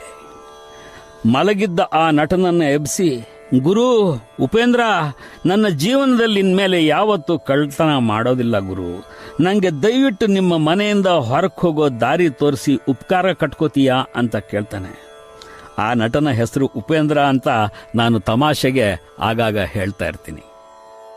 ಅದರ ಅರ್ಥವಿಷ್ಟೇ, ಸಾಧ್ಯವಾದಷ್ಟು ಮನೆಯನ್ನ ಸರಳವಾಗಿ, ಆರ್ಟಿಸ್ಟಿಕ್ ಆಗಿ, ನಿಮ್ಮ ಕನಸಿಗೆ, ಅಭಿರುಚಿಗೆ ಅನುಗುಣವಾಗಿ ಕಟ್ಟಿಸ್ಕೊಳ್ಳಿ. ದುಡ್ಡು ಬಂದ ಹಾಗೆಲ್ಲ ಎಕ್ಸ್ಟೆಂಡ್ ಮಾಡ್ತಾ ಹೋಗೋಣ, ಅದಕ್ಕೆ ಅವಕಾಶ ಇರೋ ಹಾಗೆ ಕಟ್ಸ್ಕೋಬೇಕು ಅಂತ ಹೊರಟಾಗಲೇ ಗೂಡಿನ ಅನೇಕ ಪ್ಯಾಸೇಜುಗಳ ಬಂದ ಕಳ್ಳನಿಗೆ ವಾಪಸ್ ಹೋಗೋದಕ್ಕೂ ಆಗದಂಥ ವಿಚಿತ್ರವಾದ ಕಾಂಪ್ಲೆಕ್ಸ್ ಕಟ್ಟಿಬಿಡ್ತೀವಿ. ಅಕಸ್ಮಾತ್ ದುಡ್ಡು ಬಂದಾಗ ಕಟ್ಸ್ಕೊಳ್ಳೋಣ ಅಂತ ಅಂದ್ಕೊಂಡ್ರೂ ಪ್ಲಾನ್ ಮಾಡುವಾಗಲೇ ಅದಕ್ಕೊಂದು ಅವಕಾಶ, ಅದಕ್ಕೊಂದು ಆಪ್ಷನ್ ಕೊಟ್ಕೊಂಡಿರಿ. ಕನಸು ಅನ್ನೋದು ಕಲ್ಲು ಕಟ್ಟಡದ ಮನೆಯೊಂದೇ ಕಟ್ಟುವಂಥದ್ದು, ಕಟ್ಟಿ ಮುಗಿಸುವಂಥದ್ದು ಅಲ್ಲ. ಅದು ನಿಮ್ಮ ಲೈಫ್ ಸ್ಟೈಲ್ ಬದಲಿಸುವಂಥ ಕನಸಾಗಬೇಕು. ಎಂಥ ದೊಡ್ಡ ಬಾಡಿಗೆ ಮನೇಲಿದ್ರೇನು, ನಂದು ಅಂತ ಒಂದು ಸ್ವಂತ ಗೂಡಲ್ಲಿದ್ದೀನಿ ಅನ್ನೋ ಸಮಾಧಾನವಿದೆಯಲ್ಲ, ಅದು ನಿಮ್ಮ ವ್ಯಕ್ತಿತ್ವವನ್ನೇ ಬದಲಿಸಬೇಕು. ನಿಮ್ಮದು ಹೊಸ ಮನೆ ಅಷ್ಟೇ ಅಲ್ಲ, ಹೊಸ ಬದುಕು ಕೂಡ. Have A new personality. ಹೊಸದಾದ ತುಂಬಾ ಪಾಸಿಟಿವ್ ಆದ ಅಭ್ಯಾಸಗಳನ್ನ ಹೊಸ ಮನೆಯಲ್ಲಿ ರೂಢಿಸಿಕೊಳ್ಳಿ. ಲೈಕ್ ಸೂರ್ಯೋದಯಕ್ಕೆ ಮುಂಚೆ ಎದ್ದು ನಿಮ್ಮ ಮನೆಯ ಬಾಲ್ಕನಿಯಲ್ಲಿ ನಿಂತು, ಕಿಟಕಿಯಲ್ಲಿ ನಿಂತು ಕಾಫಿ ಕುಡಿತಾ ಸೂರ್ಯೋದಯವನ್ನ ನೋಡ್ತೀನಿ ಅಂತ ನಿರ್ಧರಿಸಿ. It brings great change in your life. ಏನೇ ಕೆಲಸ ಇರಲಿ, ಗಂಡ ಹೆಂಡತಿ ಚಿಕ್ಕದೊಂದು ವಾಕ್ ಮಾಡಿ ಬರೋಣ ಅಂತ ನಿರ್ಧರಿಸಿ. ಮನೆಯಲ್ಲಿದ್ದಾಗ, ಅಟ್ಲೀಸ್ಟ್ ಮನೆಯಲ್ಲಿದ್ದಾಗ ಸಿಗರೇಟ್ ಸೇದಲ್ಲ ಮತ್ತು ಸುಳ್ಳು ಹೇಳಲ್ಲ ಅಂತ ತೀರ್ಮಾನಿಸಿ. ಯಾರಾದರೂ ಫೋನ್ ಮಾಡಿದಾಗ ಅಪ್ಪ ಮನೆಯಲ್ಲಿಲ್ಲ ಅಂತ ಮಕ್ಕಳ ಕೈಲಿ ಸುಳ್ಳು ಹೇಳಿಸಲ್ಲ ಅಂತ ನಿರ್ಧರಿಸಿ. ನೀನು ಸುಳ್ಳು ಹೇಳಬಾರ್ದು ಅಂತ ಮಗುಗೆ ಬುದ್ಧಿ ಹೇಳೋ ಅಧಿಕಾರ ನಿಮ್ಮದಾಗಿರುತ್ತೆ. ಯಾವ ಕಾರಣಕ್ಕೂ ಮನೆಯಲ್ಲಿ ಪಾರ್ಟಿ ಮಾಡಲ್ಲ ಅಂತ ತೀರ್ಮಾನಿಸಿ. ಮನೆಯ ನೆಮ್ಮದಿ ಇಮ್ಮಡಿಯಾಗುತ್ತೆ. ಪರೀಕ್ಷೆಗಳು ಹತ್ತಿರವಿದ್ದಾಗ ನಿಮಗೆ ಅವರು ಎಷ್ಟೇ ಆತ್ಮೀಯರಾಗಿರಲಿ ಮನೆಗೆ ಅತಿಥಿಗಳನ್ನ ಕರಿಬೇಡಿ. ರೆಫ್ರಿಜಿರೇಟರ್ನ ನೀರು ಮತ್ತು ಔಷಧಿಗೋಸ್ಕರ ಮಾತ್ರ ಬಳಸ್ತೀವಿ ಅಂತ ನಿರ್ಧರಿಸಿ. ಇದೆಲ್ಲ ಆದ್ಮೇಲೆ ನಿಮ್ಮ ಮನೆಯಲ್ಲಿ ನಿಮ್ಮದು ಅಂತ ಪ್ರತಿಯೊಬ್ಬರೂ ಒಂದು ಜಾಗ ಆಯ್ಕೆ ಮಾಡಿಕೊಳ್ಳಿ. ಅದು ನಿಮ್ಮದಷ್ಟೇ ಆದ, ನಿಮ್ಮದೇ ಆದ ಪ್ರೀತಿಯ ಜಾಗ, ಒಂದು ಸಾಫ್ಟ್ ಕಾರ್ನರ್. ಅಲ್ಲಿ ಕೂತು ಸಂಗೀತ ಕೇಳಿ, ನಿಮ್ಗಿಷ್ಟವಾದ್ದನ್ನ ಯೋಚಿಸಿ, ಕಾನ್ಸಂಟ್ರೇಟ್ ಮಾಡಿ, ನಿರ್ಧಾರಗಳನ್ನು ಕೈಗೊಳ್ಳಿ. ಪತ್ರಿಕೆ ಓದಿ, ಇವತ್ತೇನ್ ಮಾಡಬೇಕು ಅಂತ ಪಟ್ಟಿ ಮಾಡ್ಕೊಳ್ಳಿ. ಅಂದುಕೊಂಡಿದ್ದನ್ನೆಲ್ಲ ಮಾಡಿದಿನ ಅಂತ ರಾತ್ರಿ ಕೂತು ವಿಮರ್ಶೆ ಮಾಡ್ಕೊಳ್ಳಿ. ಈ ಜಾಗ ಇಂಥದ್ದೇ ಆಗಿರ್ಬೇಕು ಅಂತ ಇಲ್ಲ. ದೇವರ ಕೋಣೆ, ಬೆಡ್ರೂಮಿನ ಕಿಟಕಿ, ಸ್ಟಡಿ ರೂಮ್, ಟಾಯ್ಲೆಟ್, ಹಿತ್ತಲು, ಬಾಲ್ಕನಿ, ಎನಿ ಡ್ಯಾಮ್ ಪ್ಲೇಸ್. ನಿಮ್ಗೊಂದು ತಮಾಷೆ ಗೊತ್ತಾ? ನಾನು ಪುಸ್ತಕ ಇಲ್ಲದೆ ಟಾಯ್ಲೆಟ್ಗೆ ಹೋಗೋದೇ ಇಲ್ಲ. ಅದನ್ನ ನನಗೆ ಹೇಳಿಕೊಟ್ಟ ಮಿತ್ರ ದಿವಂಗತ ಶಂಕರ್ನಾಗ್. ಬದುಕಿನಲ್ಲಿ ನಿರಂತರವಾಗಿ ಕನಸುಗಳನ್ನ ಚೇಸ್ ಮಾಡ್ತಲೇ ಇರು ಅನ್ನೋದನ್ನ ನನಗೆ ರಕ್ತಗತವಾಗಿ ಹೋಗೋ ಹಾಗೆ ಹೇಳಿಕೊಟ್ಟ ಮಹಾಗುರು ಶಂಕರ್ನಾಗ್. ಅವನು ಇದ್ದಿದ್ರೆ ನೀವು ಗೃಹ ಪ್ರವೇಶಕ್ಕೆ ಅವನನ್ನ ಕರೆದು ನಿಮ್ಮ ಮನೆಯೆಲ್ಲ ತೋರಿಸಿ ಅವನಿಗೆ ಈ ಸಿಡಿ ಹಾಕಿ ಕೇಳಿಸಿದ್ರೆ ಎಷ್ಟು ಸಂತೋಷ ಪಡ್ತಾ ಇದ್ನೋ ಗೊತ್ತಿಲ್ಲ. ಆ ಕಾರಣಕ್ಕಾಗಿ ಆದ್ರೂ ಮನೆಗೆ ಬರೋ ಅತಿಥಿಗಳಿಗೆ, ಗೃಹ ಪ್ರವೇಶ, ಮದುವೆಯಂಥ ಸಮಾರಂಭಗಳಿಗೆ ಈ ರಿಟರ್ನ್ ಗಿಫ್ಟ್ ಕೊಡುವ, ಈ ರೀತಿಯಾಗಿ ಒಂದು ಸಿಡಿ ಮಾಡಿಸಿಕೊಡುವ ಸಂಪ್ರದಾಯ ಕರ್ನಾಟಕದಲ್ಲಿ ಬಹುಶಃ ಮೊದಲ ಬಾರಿಗೆ ಭಾರತದಲ್ಲಿ ಬೆಳೆಯಲಿ. ಅದಕ್ಕೆ ಕಾರಣರಾದ ಶಿವಮೊಗ್ಗದ ಪ್ರಕಾಶ್ ಮತ್ತು ಮಂಜುಳಾ ದಂಪತಿಗಳಿಗೆ ನಾನು ಪ್ರೀತಿಯ ನಮಸ್ಕಾರಗಳನ್ನು ಹೇಳ್ತಿದ್ದೀನಿ. ನಿಜ, ಮನೆ ಅನ್ನೋದು ಜೀವನದ ಅತಿ ದೊಡ್ಡ ಕನಸು. ನಿಮ್ಮೆಲ್ಲರ ಬದುಕುಗಳಲ್ಲೂ ಆ ಕನಸು ನನಸಾಗಲಿ. ಮಾಡಿದ ಸಾಲ ತೀರಿ, ದುಗುಡ ದುಮ್ಮಾನಗಳಿಲ್ಲದೆ ಸಂತೋಷಕರವಾದ, ನೆಮ್ಮದಿಯಾದ, ಅರ್ಥಪೂರ್ಣವಾದ ಬದುಕು ನೀವು ಕಟ್ಕೊಳ್ಳೋ ಹಾಗಾಗಲಿ. ಆದರೆ ಮನೆ ಅನ್ನೋದು ಕೊನೆಯ ಕನಸೇನಲ್ಲ.